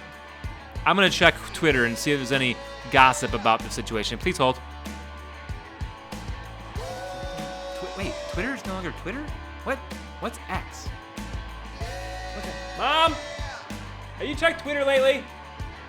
What's Elon doing? Did he rename the company? X? What's X? Well, apparently Twitter's no longer Twitter. It's a big X, and my mom says Elon is a wild one. Okay, race 4. They're out of there. It looks like Daddy G is out front, but cousin Ricky's in lane 2. Will cousin Ricky come out front? Cousin Ricky takes it, and there's a race for the finish between Dusty Miles, and Dusty Miles flies off the track again. Everything I said about Dusty Miles stands true. I love that car. It's built like a rock. He still crosses the finish line, but after the finish line, you just don't know what is going to happen. Cousin Ricky takes the win, and then there's a race for the finish between Dusty Miles, Daddy G, and Rage. We'll watch that GTX bounce off of the tree, land back on the track, and then roll back over onto the grandstands. We'll slow it down for you very, very slow. This is where it goes wrong. He hits that rock there in his left-hand side, catapults his car up into this tree, gets slingshotted by the Douglas fir, flies back onto the track, hits this gentleman in the head, smacks that other guy in the head. They're not even fazed by it, rolls back over, and no one's even looking at him. The security guards are watching the race that's already over, and nobody is paying attention to Dusty Miles. They're just cheering for, I'm not really sure what. Maybe they're still rooting for Megan to come out of her coma. All right, folks, this is the end of this video. Dusty Miles, unfortunately, did not have enough points to move on. Cousin Ricky moving on. Daddy G moving on. Ladies and gentlemen, the finals of the Rainier Rallycross Fast and the Furious tournament is finally here. These 4 drivers will battle in 8 laps down this Rally Nitro Cross track, and 1 driver will be crowned our champion. Let's meet the 4 drivers in this race. We have Arlo driving that pink Honda S2000. We have Puff from Puff's Racing driving that Supra GR. We have Crazy Cousin Ricky driving that Corvette Grand Sport Roadster from Funkhauser Diecast Racing, and Daddy G from G4 Diecast Racing. At the line for race number 1, folks, this is going to be a close one. Every point matters in this race. Every position matters. Don't mess it up. And speaking of messing it up, Daddy G and Cousin Ricky get into it, and there's a close race to the finish line. Oh my gosh, there's so much to unpack in race 1 here at the finals of the Fast and the Furious tournament. We'll slow that down for you. Go for the chase cam replay. First of all, keep an eye on Cousin Ricky and Daddy G. They both get off track, bump into each other, and then Cousin Ricky decides to put a block move on Daddy G, slowing both of them down and allowing Puff and Arlo to get out in front. Now you see Puff out in front, but he's got to go up that lane bridge. He is favored to win this race, and Arlo just has too much speed and pulls up side by side with him, and I do not know who won. We will take a look from the finish line cam. As you see, it looks like Puff is out front, but Arlo makes a huge jump, and as they come close to the finish line, they're dead even. I don't know why we're freeze framing so much, but there you see it, the freeze frame at the finish line. That's the one that matters. Arlo wins it by about a half of a Suki. Half of a width of a Suki. That's about 2 feet. All right, in race 1, Arlo out front with 4 points. Puff trailing behind with 3. Cousin Ricky with 2, and Daddy G with 1 point. Arlo moves over the fast lane. Arlo just won in a lane that is not favored to win, and now he's in the fast lane. Let's see what he can do. Will he pull ahead with an early 8 points in this Fast and Furious finals? Yes, he does, followed by Daddy G, Puff, and Cousin Ricky. Hopefully Cousin Ricky doesn't pull any more shenanigans and everyone stays on the track. We don't want anyone to get hurt in Rainier Rally. We want nice, clean racing. As you see, when Arlo is out in lane 2, he cannot be touched. All right, folks, we have Arlo pulling ahead early with 8 points. He's got 2 wins. He is 2 for 2 right now. Will we see a sweep in this finals, or will somebody else come back and be victorious? We'll find out right now as we head into race 3. The drivers shift over 1 lane to their right. Daddy G moves into lane 2, and let me tell you, Daddy G needs to win in lane 2 if he wants any chance at the victory. Looks like Arlo has an early lead out front. Arlo overjumps and crashes and lands on his lid, allowing Daddy G to get out front and take the win in race 3, followed by Cousin Ricky and Puff. And unfortunately, Arlo is stuck upside down, inside out, living la vida loca up on top of the 360. And folks, that is a huge, huge hit for Arlo. It looked like he was out front in that race again, going for potentially his 3rd win in a row. But a 0, a DNF in the finals, is a hard thing to come back from. We'll see if he is able to stay out in front, or if the other drivers catch up to him and bypass him in points. And not only that, he has to race in that lane again. Will this happen to Arlo again in the second round of races when he's placed back in this lane? We should find out. Folks, get on the edge of your seats. It's gonna get good. We have Arlo out front at 8, Puff with 7, Cousin Ricky with 6, and Daddy G moved up to tie for first place with Arlo with 8 points as well. At the line for race number 4, the last race in the first half of this finals. They're out of there. It looks like Cousin Ricky has an early start. He is in lane 2. He is favored to win this. Will Cousin Ricky come out on top? Daddy G is close by. Daddy G almost gets ahead of Cousin Ricky, but Cousin Ricky cuts over to the left at the last second, closing the door on Daddy G and taking the victory in race number 4. Let's slow it down for you and watch a little closer, a little better. Let's watch all the things go slower, around in circles, down towards the finish line. I thought Daddy G might have had it right here. He had the speed, but Cousin Ricky cut over to the left as the lanes converged, and Daddy G didn't have enough to win this time. Why am I singing right now, and why isn't this frame cutting to the next frame? Okay, I don't know why that was left in there, but a little bit of dead air there. We'll slow it down for you and look at the finish again. Daddy G barely losing to Cousin Ricky. I hope after that dead air, I mean that was like 6 seconds, in this era with content at your fingertips, that is enough to get people to unsubscribe. Please don't unsubscribe to this channel. I need to put my kids through college. I need the subscribers. I need the views. Please, please, please. We love you all, and I appreciate you watching our videos. All right, second half. Race number 5. They shift lanes. Puff out front, but no, Arlo comes out of nowhere, and Puff gets tangled up with Cousin Ricky, and what a finish for race 5, folks. This finals is crazy. You don't know what's gonna happen. I thought Puff had this. Watch Puff as they go into 360. He is now 1 car ahead of Arlo, 2 cars ahead of Arlo, 3 cars ahead of Arlo, and Cousin Ricky comes out of nowhere, gets tangled up with Puff, and allows Arlo to zoom by on the left-hand side and take the victory. Look at them as they jump over that finish line jump. 3 cars wide. Arlo sneaks in there for the win, folks. That is a pass for the books. That's going to make it to our highlight reel, which is going to be coming on another video after this. Best finishes, best action of Rainier Rallycross. All right, race 6, they're at the line. Arlo in the fast lane. This one should be interesting. Will he keep it on the track, or will he crash? We will find out right here. It looks like he is about even, but into the 360 fast, that lane 2 bridge, up and across the finish line without a stutter. That man is fast. We'll take a look at that again for you. Daddy G gets massive air in that first jump, allowing Arlo to pull out just a little bit, and then we have a side-by-side battle between Puff and Cousin Ricky. Daddy G jumps across the finish line jump, clips aside, does a little spin, and finishes in second. I love seeing those cars clustered together and then bumping and grinding, fighting for position as they come across the finish line, as long as nobody gets hurt. As you see, Megan the reporter is no longer on the side of the track. She is still in critical condition. We'll get back to you as soon as possible on that as well. Okay, folks, scores are still tight. It's still anyone's game. Anything can happen. Arlo is in lane 3 again. This is the lane he DNF'd. Will he DNF again? It looks like he hits the landing clean. He's out in front, but Daddy G is going to contest.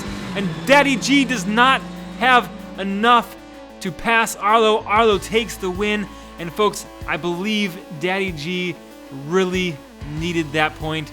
If he was able to beat Arlo in this race, it may have made the difference between winning and losing this tournament. This race was one of the deciding factors, and take a look at how close those 2 cars were as they get together and get some contact as they go towards the finish line, and Daddy G bounces off that rock. And there you see Arlo sliding sideways as he wins by about a car length over Team G4 Diecast Racing. And that G4 Diecast Racing has put so much into that Ford GT, but will they have enough to take the victory? It's a battle between Arlo and Daddy G. What lanes are they in? It looks like Arlo is in lane 4, one of the slowest lanes. Will Daddy G be able to pull out ahead of him? He also has to beat Cousin Ricky in lane 2. They're out of there. It's going to be a battle between Cousin Ricky and Daddy G. because Daddy G has to win this to move on. As it gets close to the finish line, Daddy G falls short on keeping up with Cousin Ricky, but Arlo comes in dead last place in race 8. What does that mean for points? Arlo will only accrue 1 point in this. It looks like because Daddy G got second place, he will get 3 points, and I believe he really needed to beat Cousin Ricky in this race. We'll watch this one more time as they go down the track towards the finish line of race 8 from the finish line cam, and then we'll cut to the scorecard and see the final results. And yes, unfortunately, I was correct. Daddy G had to beat Cousin Ricky in that last race to move on and be the winner of this tournament. Congratulations to Arlo at Arlo Racing. You are the winner of our Fast and the Furious Diecast Racing Tournament at Rainier Rallycross. You have been amazing throughout this tournament. Everybody in this finals, you have been amazing. I want to encourage you guys to keep on building, keep on entering the races at Tiny Track Cars. We love you all. Thank you again for watching. Please like, comment, subscribe, like again, share with your friends, share with your uncles, share with your unborn kids. We need everyone to see these videos. And of course, you know what comes next. Until next time, stay tuned, stay passionate, and get ready for more exciting moments on the track.